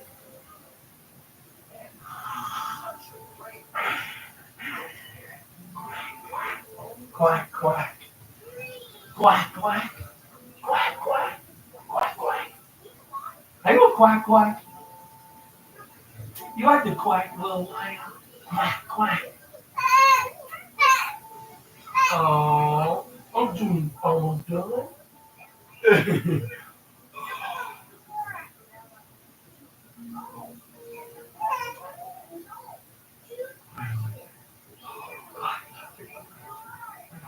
Oh, he's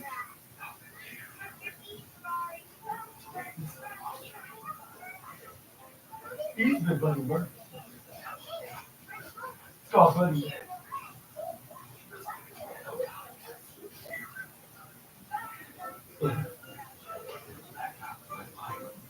20, it was back in 2020 when she was the NXT Women's Chair. Like 18.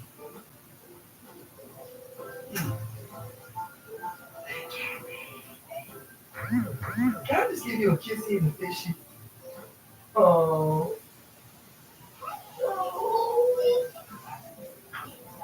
You look like a baby duck. Oh. Isn't Uncle Julian dressed up like a superhero? Yeah, he's Super Ninja Austin right now. Yeah.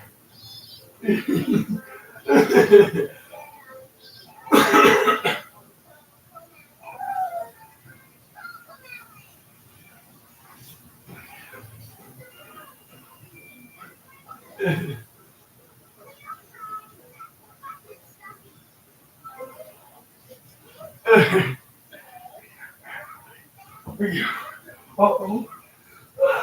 Stitches.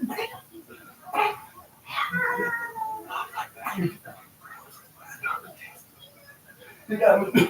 Like,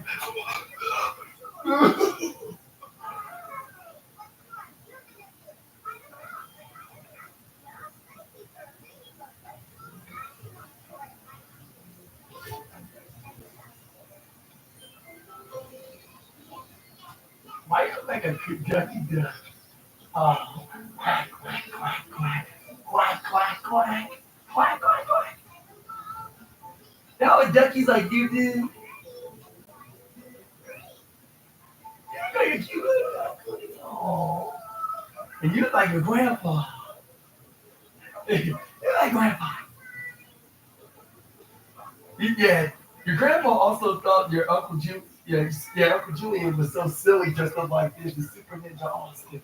Yeah, when he was here. He always kind of like, I don't know how you come up with these kind of characters.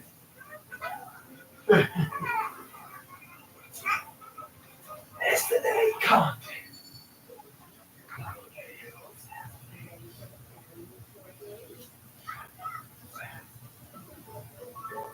Oh.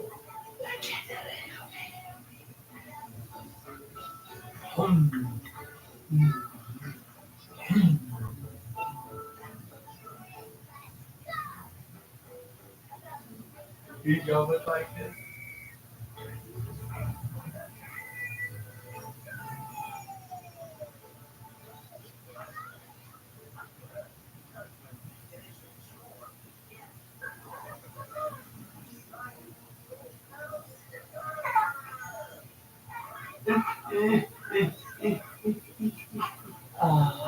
You want hang out Uncle Jimmy again?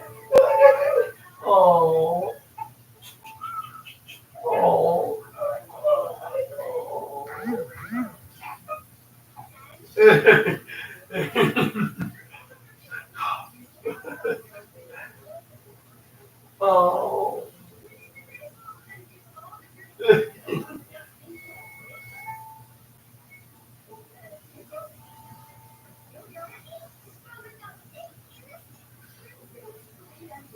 Oh.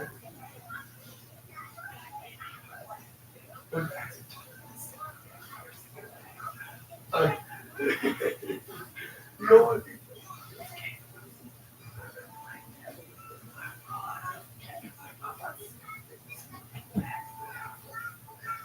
just gotta.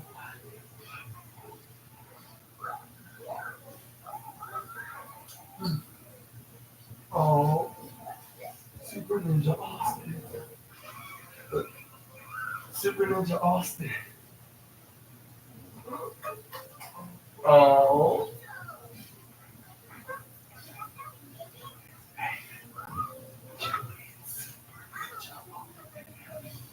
Not the Jimmy. Not exactly the Jimmy.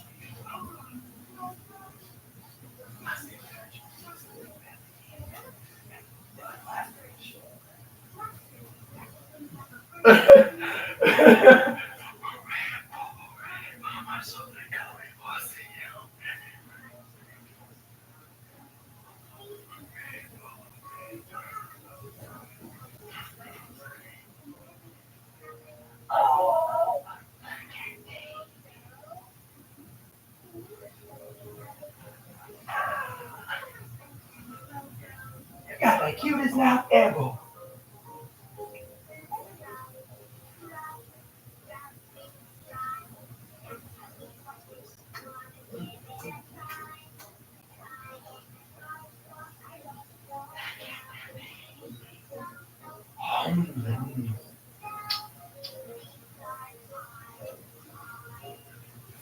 Oh boy, thrill.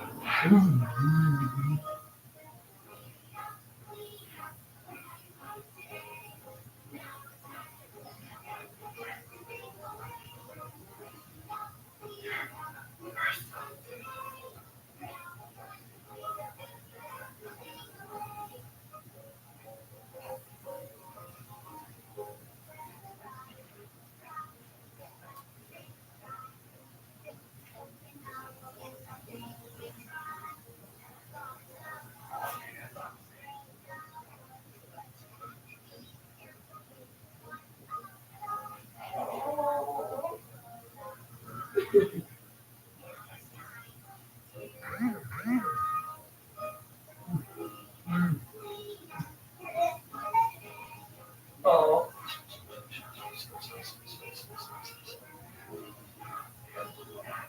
You're bad.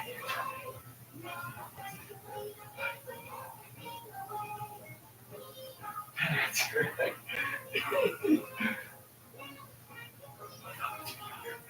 Look like you're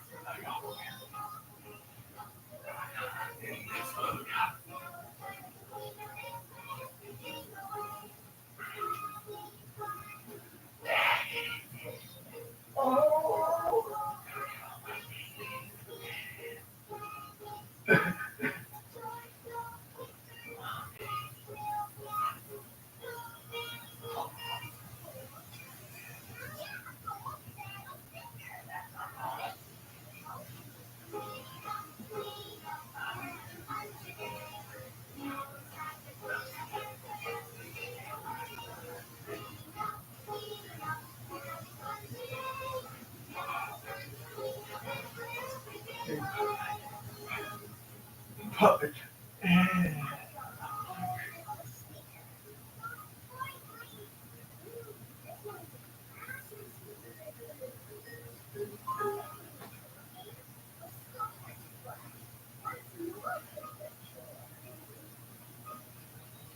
You're such a cute little baby.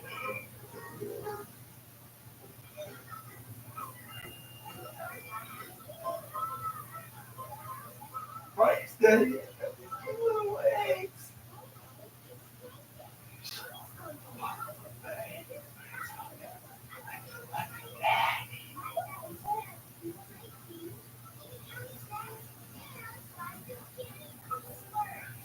kitty coaster.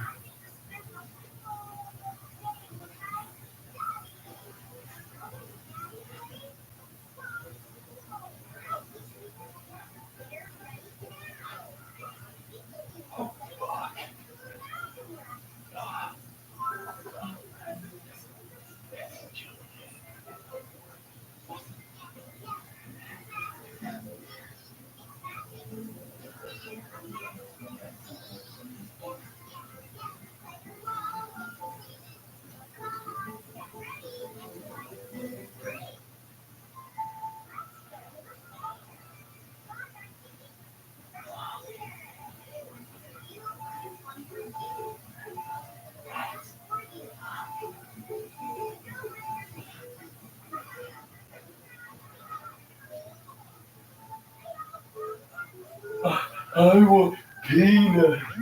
Please. I want peanuts. Please.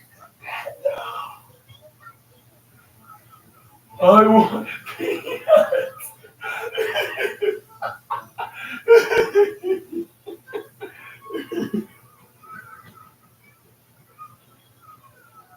That's what your grandpa used to eat. I want peanuts. He's so silly.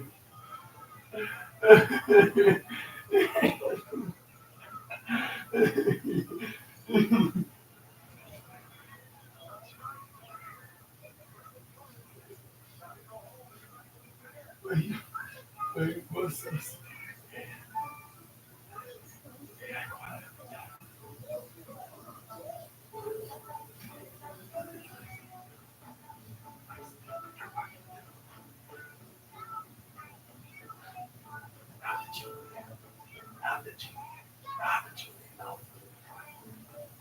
Uh-oh. But on that. Oh. Then you good word for that science.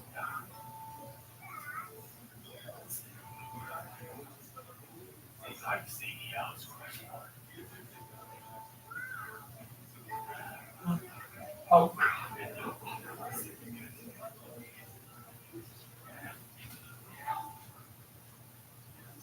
Super Ninja.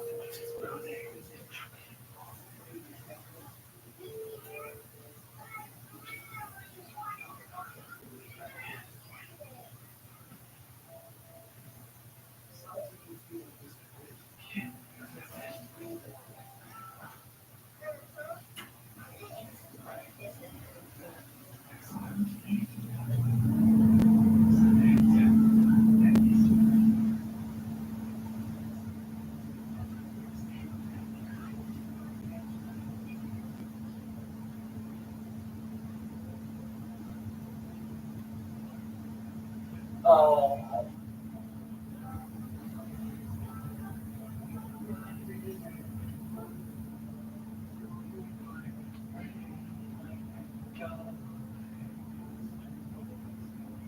I want to ride on a swing. Oh, it's so slow.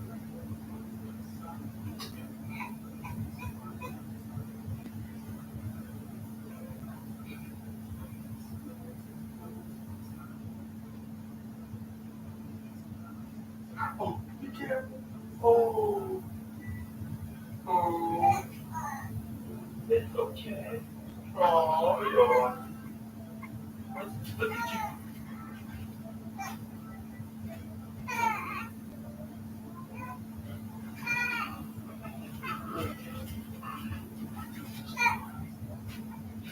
1 second.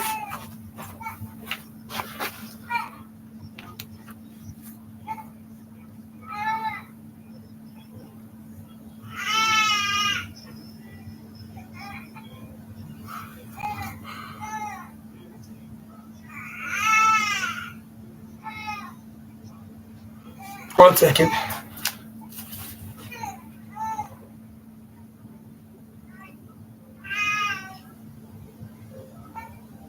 Oh,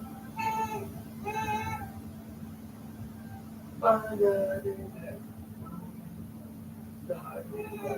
way, go.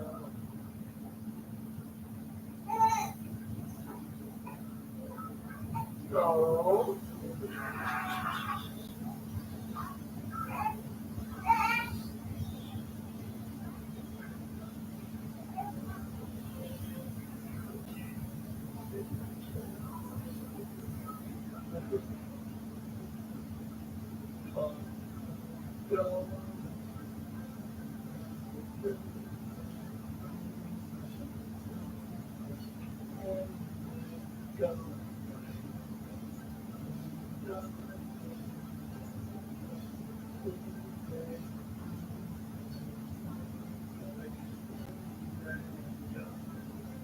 It's okay. Alright. It's okay.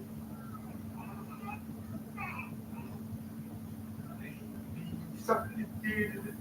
Baby, duck it, baby, duck it, baby, duck it.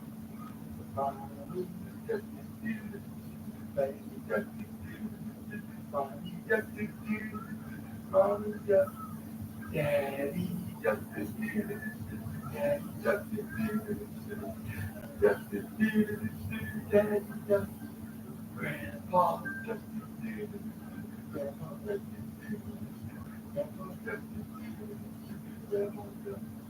Grandma, duck it, grandma, duck it, grandma, duck it, grandma, duck it. Run away, run away, run away, run away. Let's go play, let's go play, let's go play, let's go play.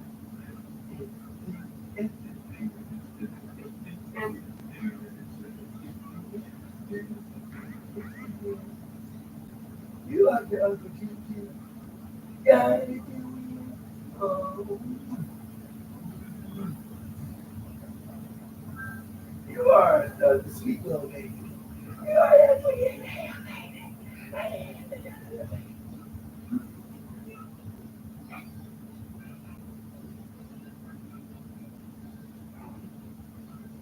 Oh, oh, and more.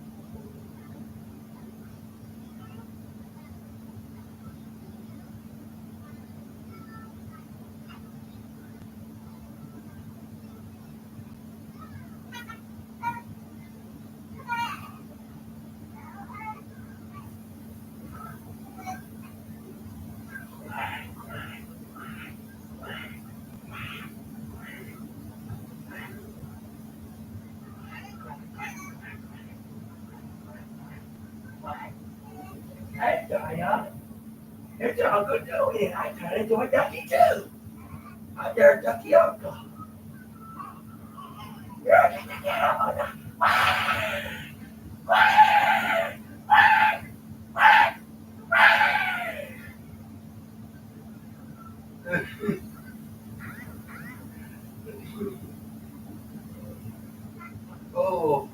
Diving headbutt.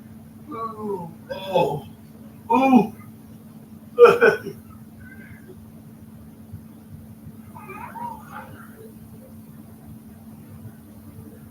Ooh. No.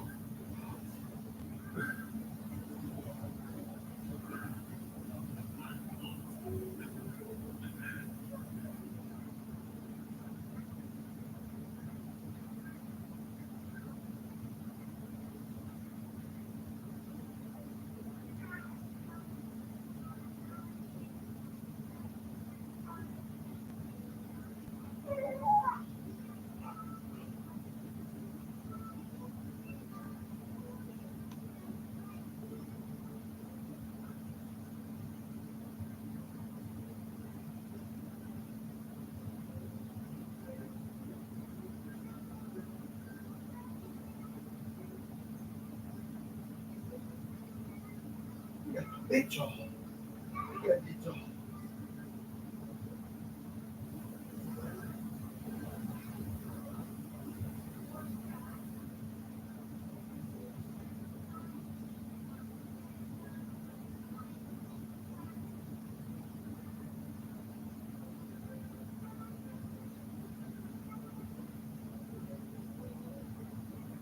A glass of wine. What's that supposed to be? Yeah. You feel all right, baby?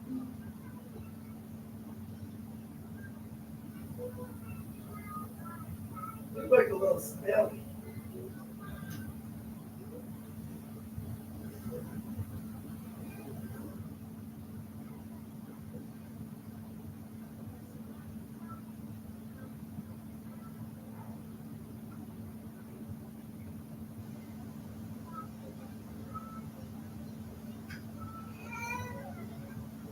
Oh.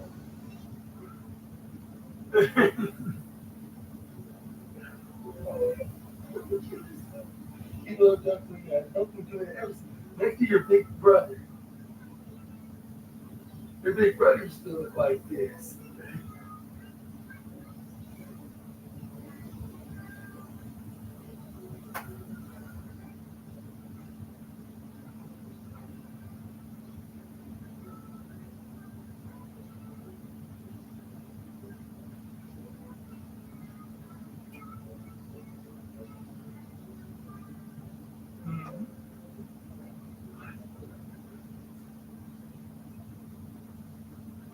Ooh, headbutt.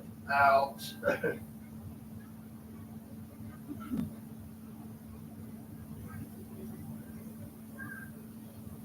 Get your favorite uncle. Get your favorite uncle. Yeah, Uncle SNA. Uncle Super Ninja Austin. It is. Am I your Uncle Super Ninja Austin? Yeah.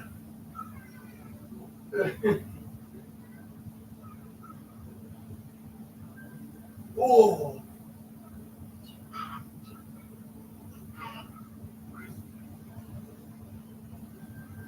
Oh. Boo. Oh.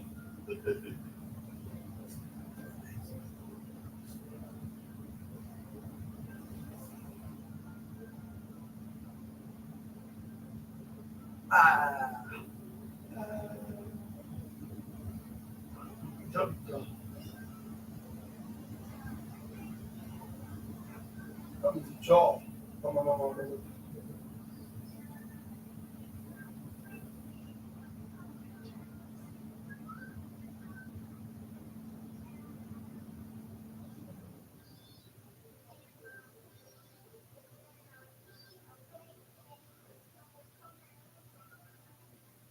Take this off.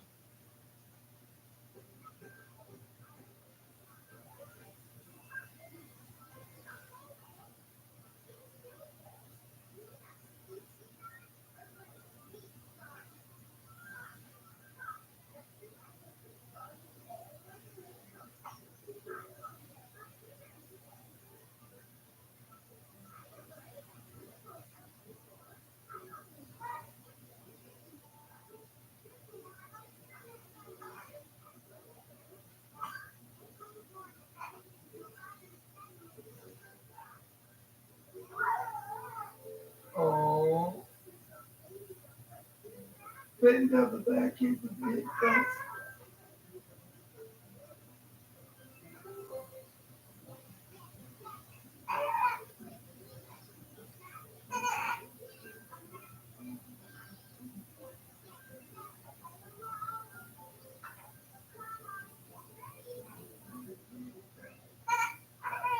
Um,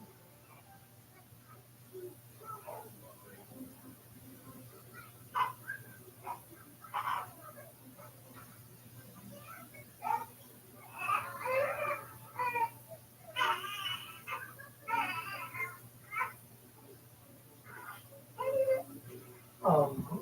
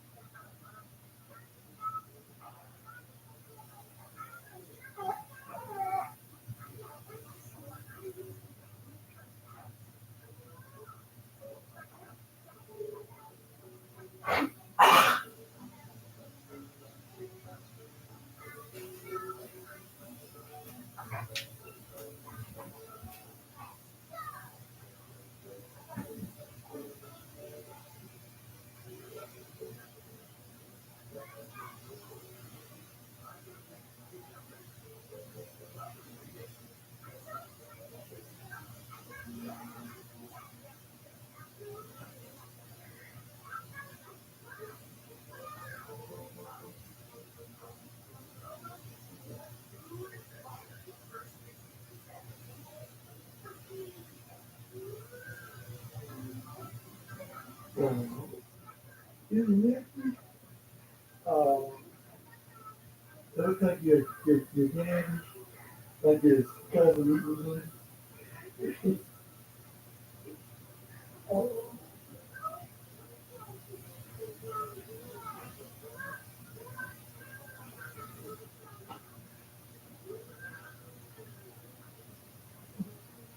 you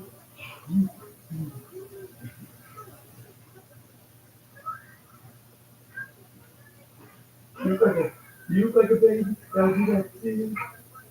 Oh,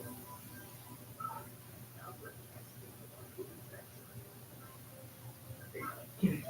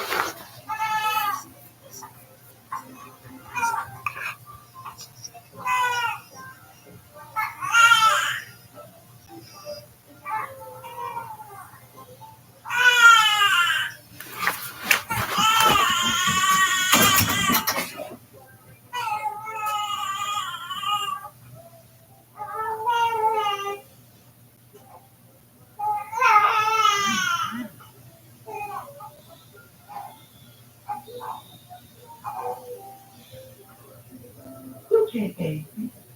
Okay. We never gonna. Oh,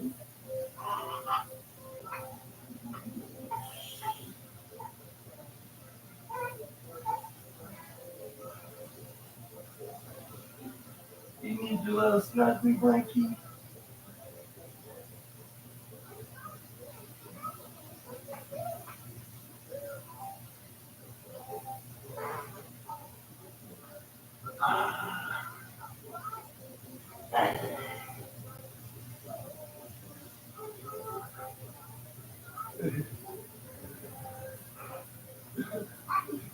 Come on.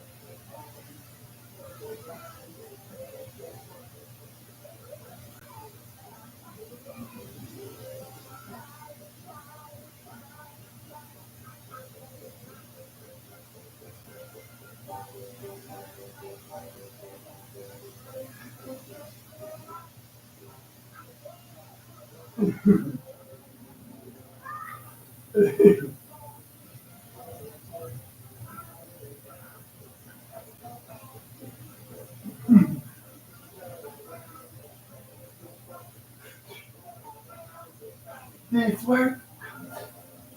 Kind of that quick. I don't know how did you come up with music that sounds similar to like a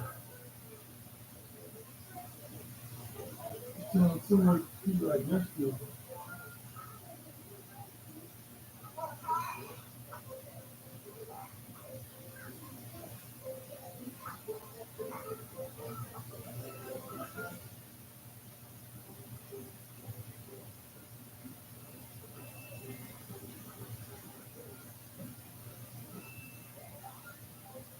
Oh,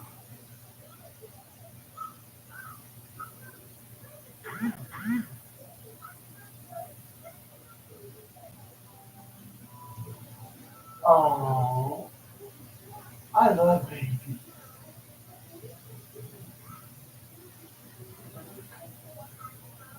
Oh, like you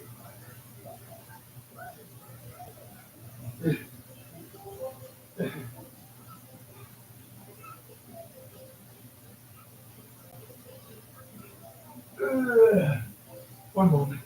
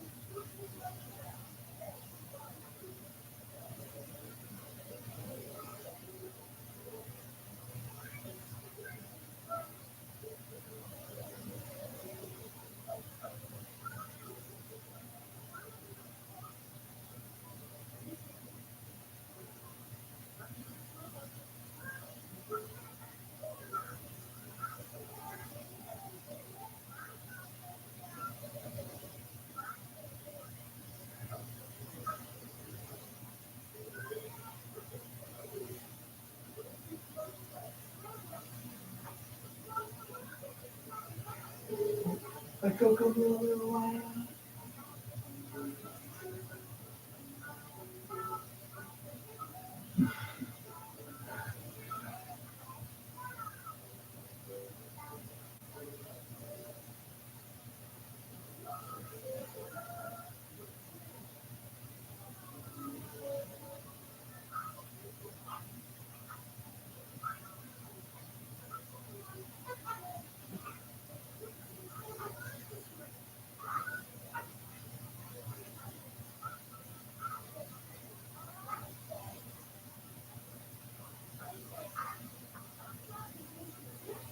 Oh, it's okay, baby.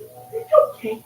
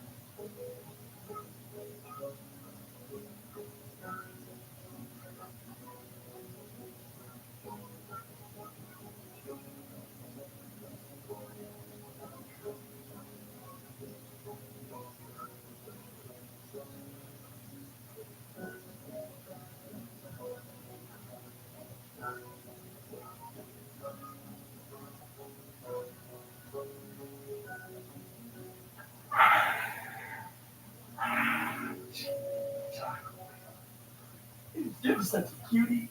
Hey, cutie little duckling.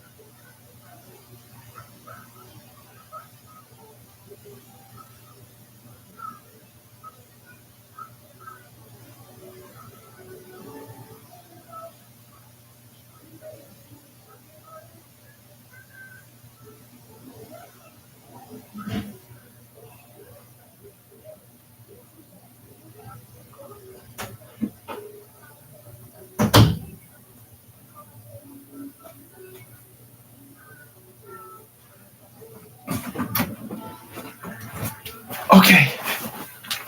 Okay, assassinators, I'm back here. And I'm gonna try to get this done more short and sweet because yeah, who knows will be the next time when my little duckling nephew gets wakes up. But yeah, back to the Harvey Cameron versus Athena match in this first round match on Collision, which winner gets to face the CEO Mercedes Moné in her hometown of Boston at this coming spring breaking edition of AEW Dynamite 91. But it's where Harvey Cameron goes for a this is where I thought this was going to be her night because she goes for the surprise roll up, which is the most devastating move in all of professional wrestling. But this is where we got Harley Cameron to try to go. This is where the thing that kicks her in the gut. This is where, but that did not slow her down. This is where she put her foot right into the face of Athena, dropping her. This is where then we got Harley Cameron. Like, all right, like, let's go. This is where she goes to the bottom course slide. This is where she goes for what they call like a rough rider, but this is where she hits her with a power bomb. This is where Athena picks her right up, power bombs her. This is where she flips her right over. This is where she try to go for like this power bomb to flipping over knee into to the face, like with the power bomb version of that sleep that makes you go to sleep. But this is where we got Athena then went right on top of everybody was hyping up for her move, what she about to do next, which was the Eclipse, sitting her right in the ground. 1, 2, 3. Unfortunately, it wasn't Harvey Cameron, but hopefully the CEO will put her in her place in her house, like perhaps her backyard, I should say, given that she's from the city, of course, so she could call probably whatever she wants, whatever she said. Your boy SNA is good with it, I should say. But this is where we got Athena holding up to her 2 championships. One that's actually the official championship of Ring of Honor, with the other one's a custom spinner's belt, trying to copy off of, trying to discount a guy that held the world title and to his own brand like about 16 times, which he has a lot of hustle and loyalty and respect. This is where they showed the bracket now that we got Kristen Statlander will take on what's her name, Jamie Hayter on one side, while the CEO Mercedes Moné will face off against Athena on the other half, which she will be the hometown favorite, and you have the home field advantage into his role, and hopefully that does be the case. Some tells me it will, but let me know in the comment section right down below. Do you think that the CEO got it in their home field, like in Boston, Massachusetts?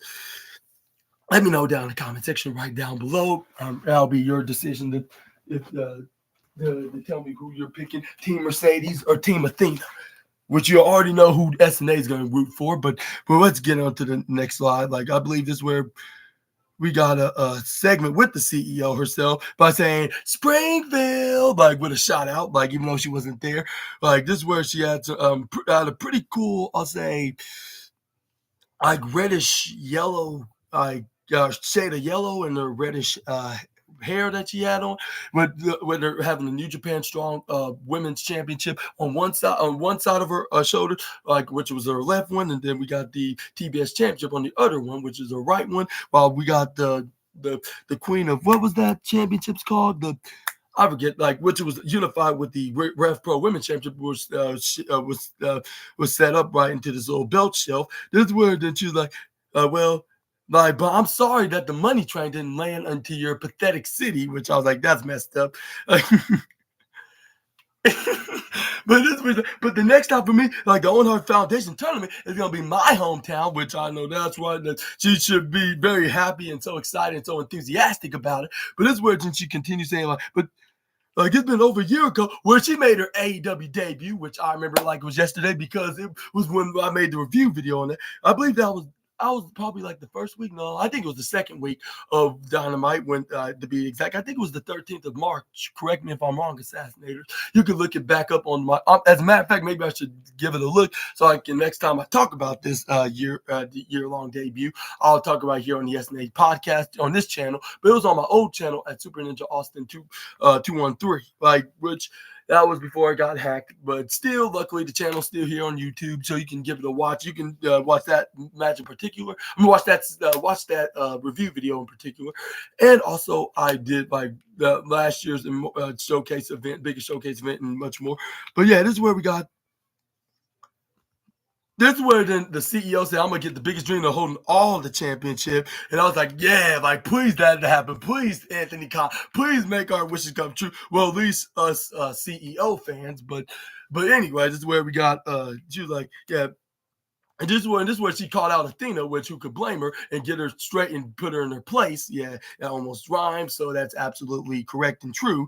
This was just don't put a speed bump on her track, which hopefully that'll be the case. Which some tell me, she's like, don't put it in front of it in her success. And this was you're not winning final women's championship. I cannot deny the fact that you're the very best. which that's like I said earlier when I was talking about her having that match against Harley Cameron, like just moments before this segment, like this little video segment, like that she sent for AEW to show, like on the show. This is what you like you're the best of all time, and you put that tonight against Harley Cameron. I gotta admit, like. If you're competing against me, like you're forgetting, like you're like yeah, I'm 4 belts my name. They don't call me that for no reason. Like I'm your TBS champion. I'm the greatest TBS champion of all time. It's hard to argue. Like, which even though I'm not trying to argue, like because yeah, obviously know how much of a fan of I am with hers. Like she's probably one of my favorite women's wrestlers, like out of the top 10 list. But this is where then we got this is where she's like, yeah, and this is what she said her other catchphrase next to there's a price to pay when you mess with Mercedes Moné by saying like money changes everything. And yeah, like, and I'm saying this, I'm gonna keep saying this until like the day I die. And I was like, yeah, that's absolutely true. And that makes lots of sense in the world. Like, I'll say, well, at least in financial side, of course, but this is what she was like, and that woman is none other than me. And that's what she gave a very maniacal grin, which looks very hilarious, by the way. Which I'll say I'll give that the not only the not the golden the golden trophy of the night. It's getting the platinum. Yeah, I had to say it. Like, yeah, I know I always keep doing this to the likes of her, the Hurt Syndicate, and even Brian Keith. Like, because they always have me entertained. Like, I just like their character and I like their work, what they're doing here in AEW. Which that's probably the prime reason why I am a massive fan. Well, along with I'll say, of course, with Kenny Omega being there, and also like in originals like him, MJF, Jericho. I would say John Moxley, but he's gotten toxically brainwashed by that disgusting water. But anyways, yeah. But what are your thoughts onto this match? Like I said, like, are you Team Athena or Team Mercedes for this Wednesday, which you already know who I'm going to pick? Yeah, and it's definitely going to be the hometown hero here. Well, some of y'all probably say villain, but who gives a damn for those that we're going to be talking trash. But next up, we got the main event, which is going to get the golden trophy of the night. It was very phenomenal with these two. Like, I was like, I just cannot wait for this man, Konosuke Takeshita, to kick Donald Callis out the curb because he quite don't need this guy. But I'll say Brody King did a miraculous job as well. Like, yeah, he showed like why he's a dominant beast to be noticed. Like, which I should say reckoned with. Like, but I guess that for a better term, like, well, I'm just trying to put some words together that your boy Super Ninja Austin loves to put like on his own. But yeah, like. I just love this match, and that this is giving me another reason why I like AEW as well. Like, yeah, which they are true with what they say. And I just think that this conflict of debate of whether fans like AEW or not, and it's a horrible show or not. Like, I just think that should be like it's a preferential kind of opinions, not like a factual theme about AEW, because they're doing their best. It seems like they're not really worrying about what exactly the other company, and vice versa to that company as well. That's why they're the most popular ones in this country, the popular companies in this country, and probably overall in the world.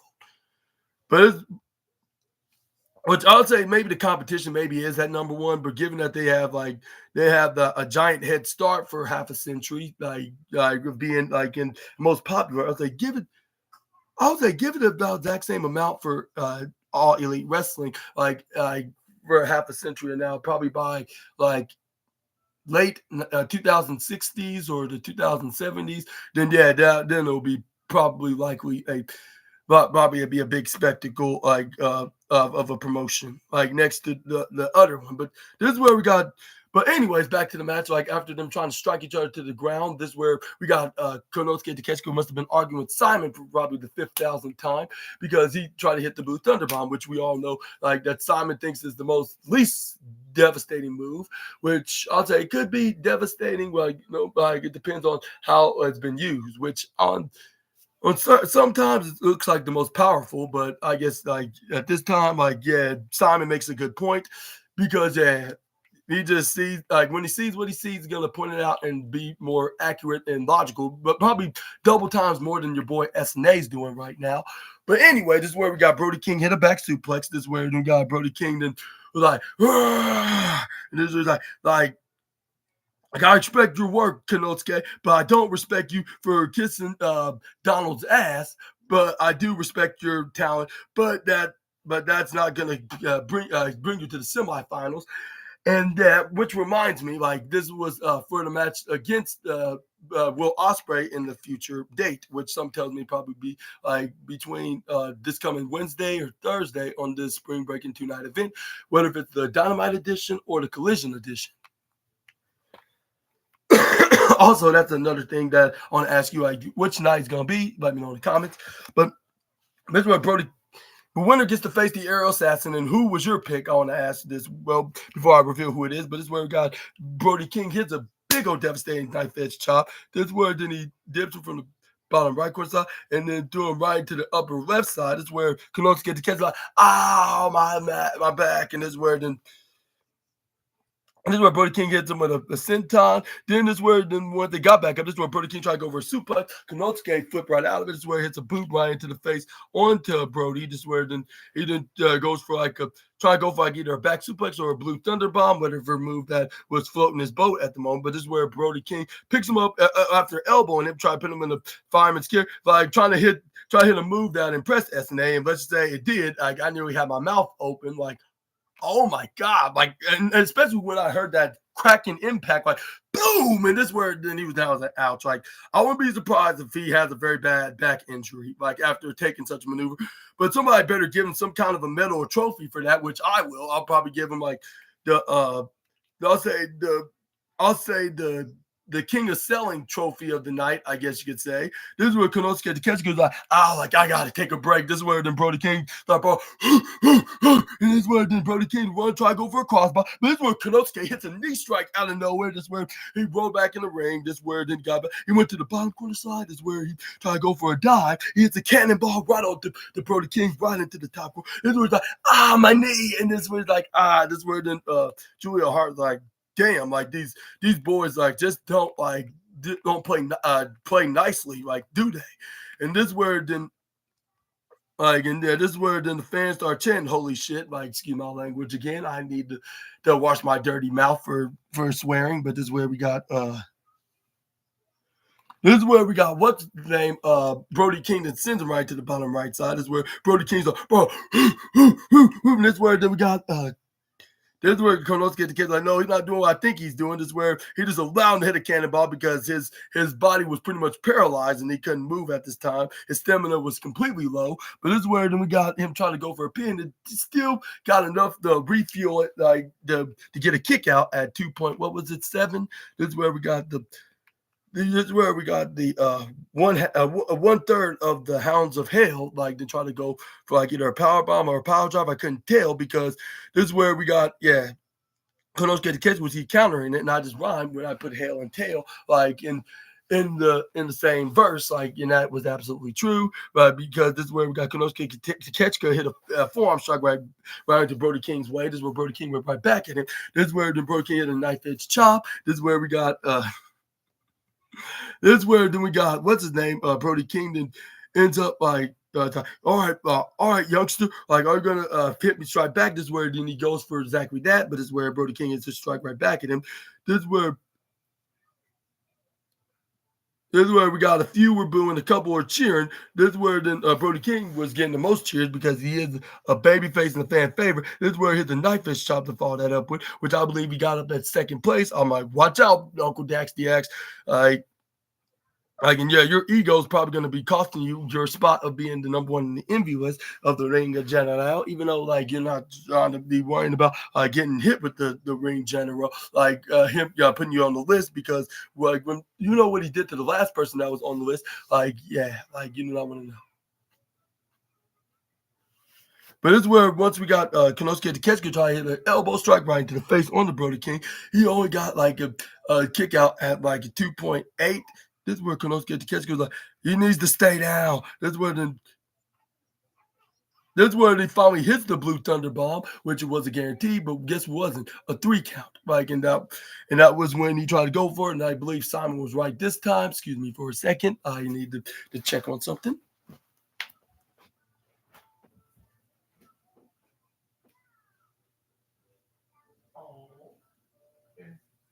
Is Chucky getting fussy.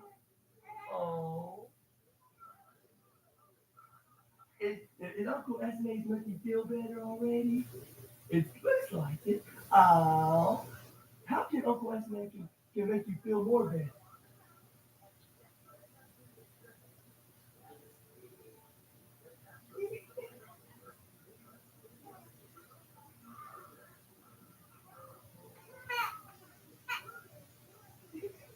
Oh, like some kind of an Asian game, like you play these little card. The only time I seen this was on what's it called on Squid Game.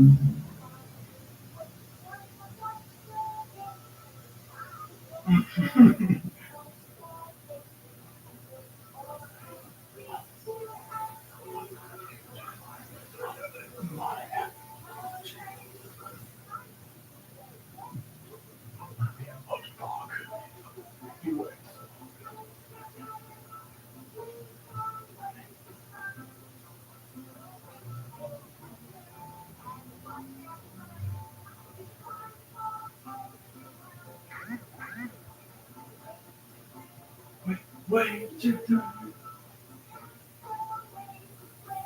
the way to go. Wait, you do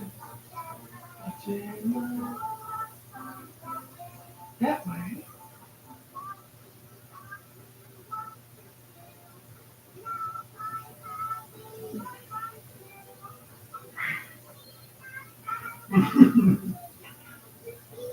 I don't know how this guy is such a legend.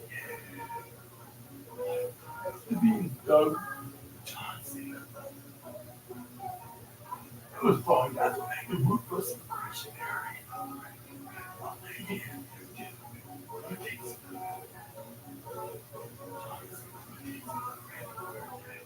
They were yeah, they were.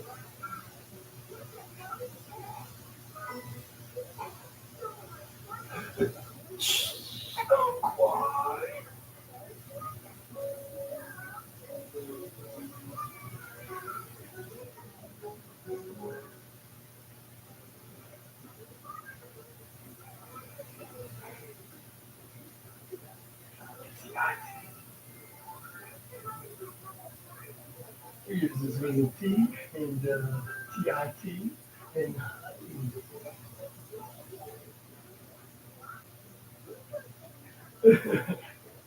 I'm knowing your little uncle, your Uncle Pooh Bear. I gotta warn you about this.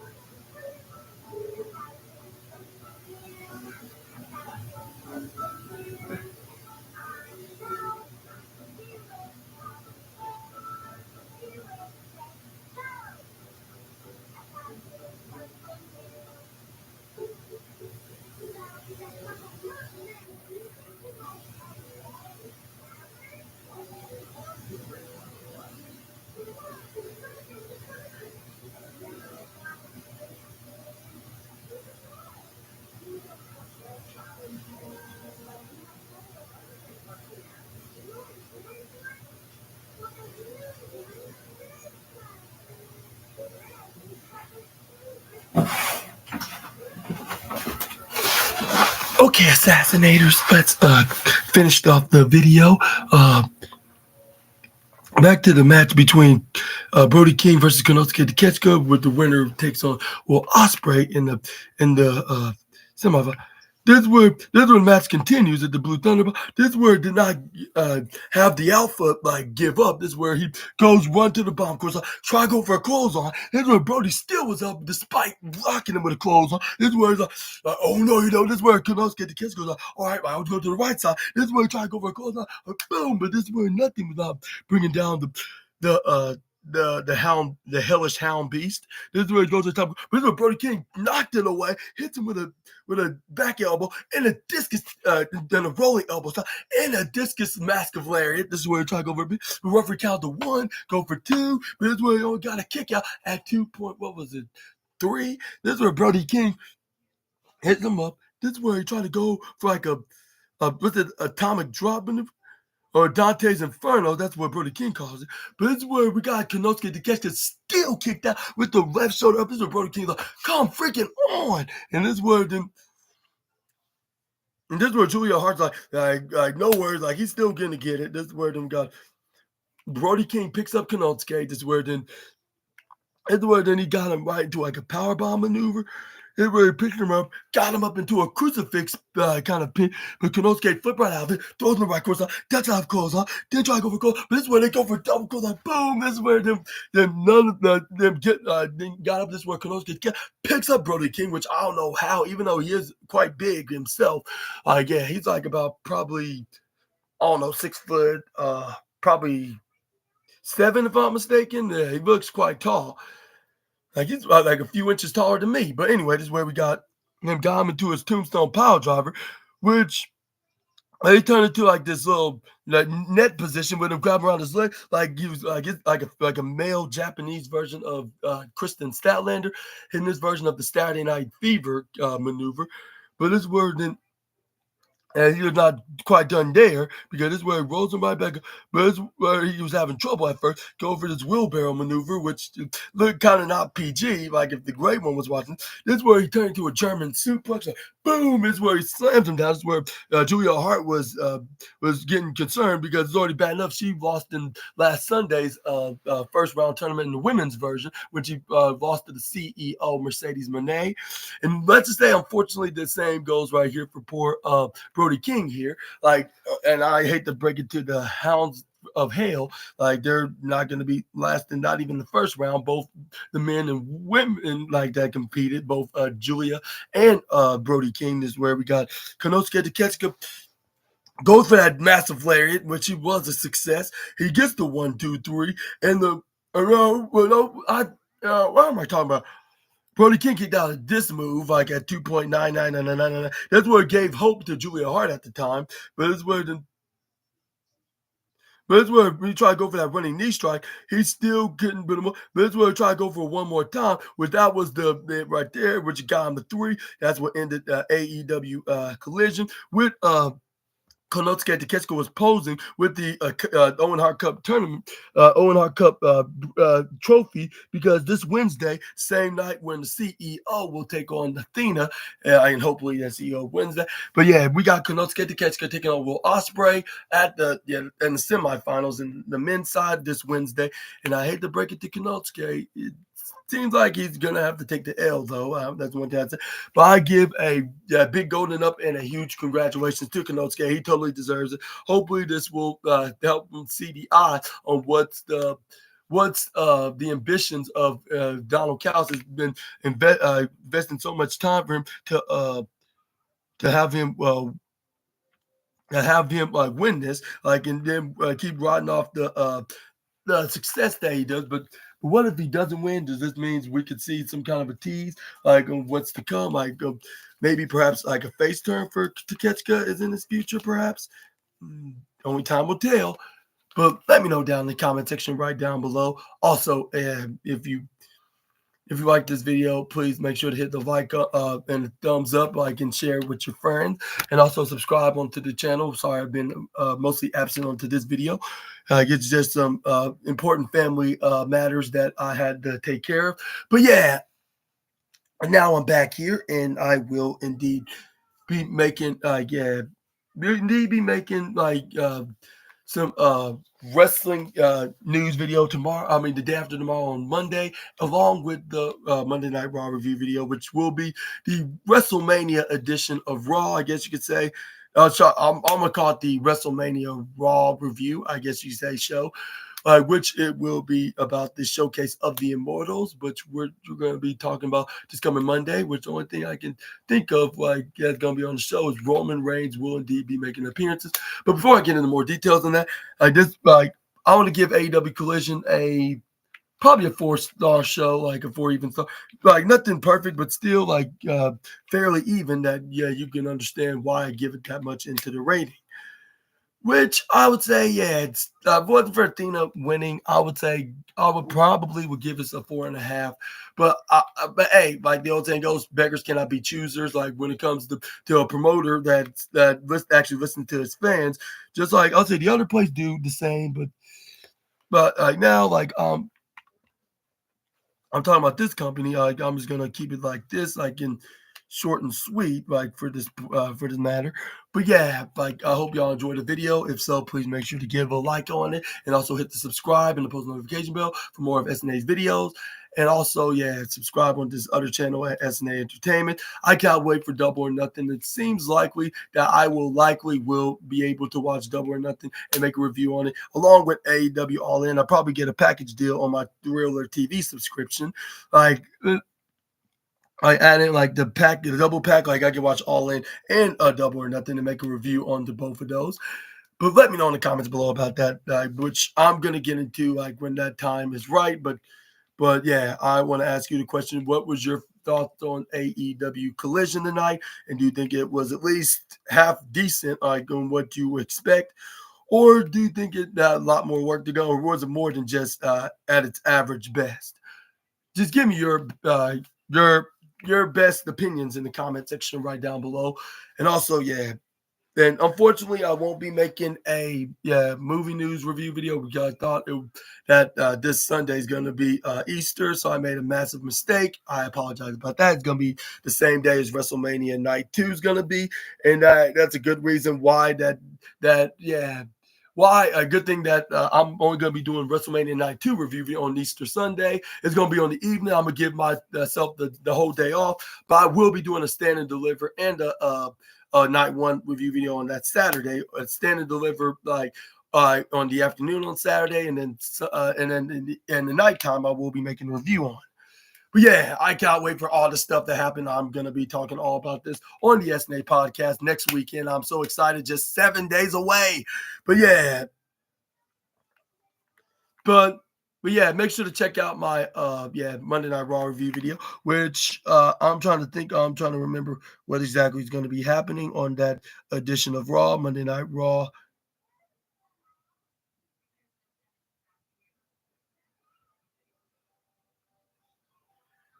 The WWE Monday Night Raw schedule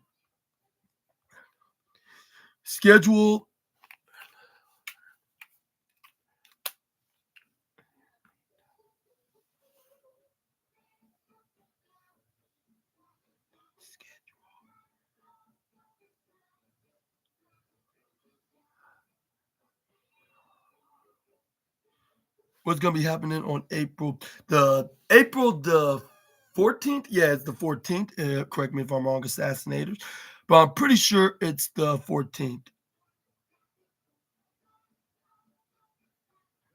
But all I know is we will be seeing an appearance from our OTC, our tribal chief, Roman Reigns, because he will have something to say to his future opponents, just 6 days away. No, 5 days actually, 5 days away, because they will be main event Night 1. We will be. Oh, also we'll be seeing AJ Styles will be taking on Karrion Kross. And do you think he'll finally put him in his place, just days away before his match at WrestleMania? Big match against Logan Paul at the showcase of the Immortals. Let me know about as well. I'll be talking about that this coming Monday night, which on which I will, but on this, but next Friday I will be doing like a post review segment review. I mean, post segment. What's it called? Predictions on what's gonna be happening on night 1 and night 2. Yeah, make sure to check that as well. I hope y'all are having a miraculously and phenomenal rest of your Saturday night, and I'll see you next time with some more SNA content. Until we meet again, Super Ninja Austin out of here. Bye bye, my assassinators. Take care. Have a awesome rest of your night. Good night. God bless. Stay safe. Peace. And see you on Monday. Also, not to mention,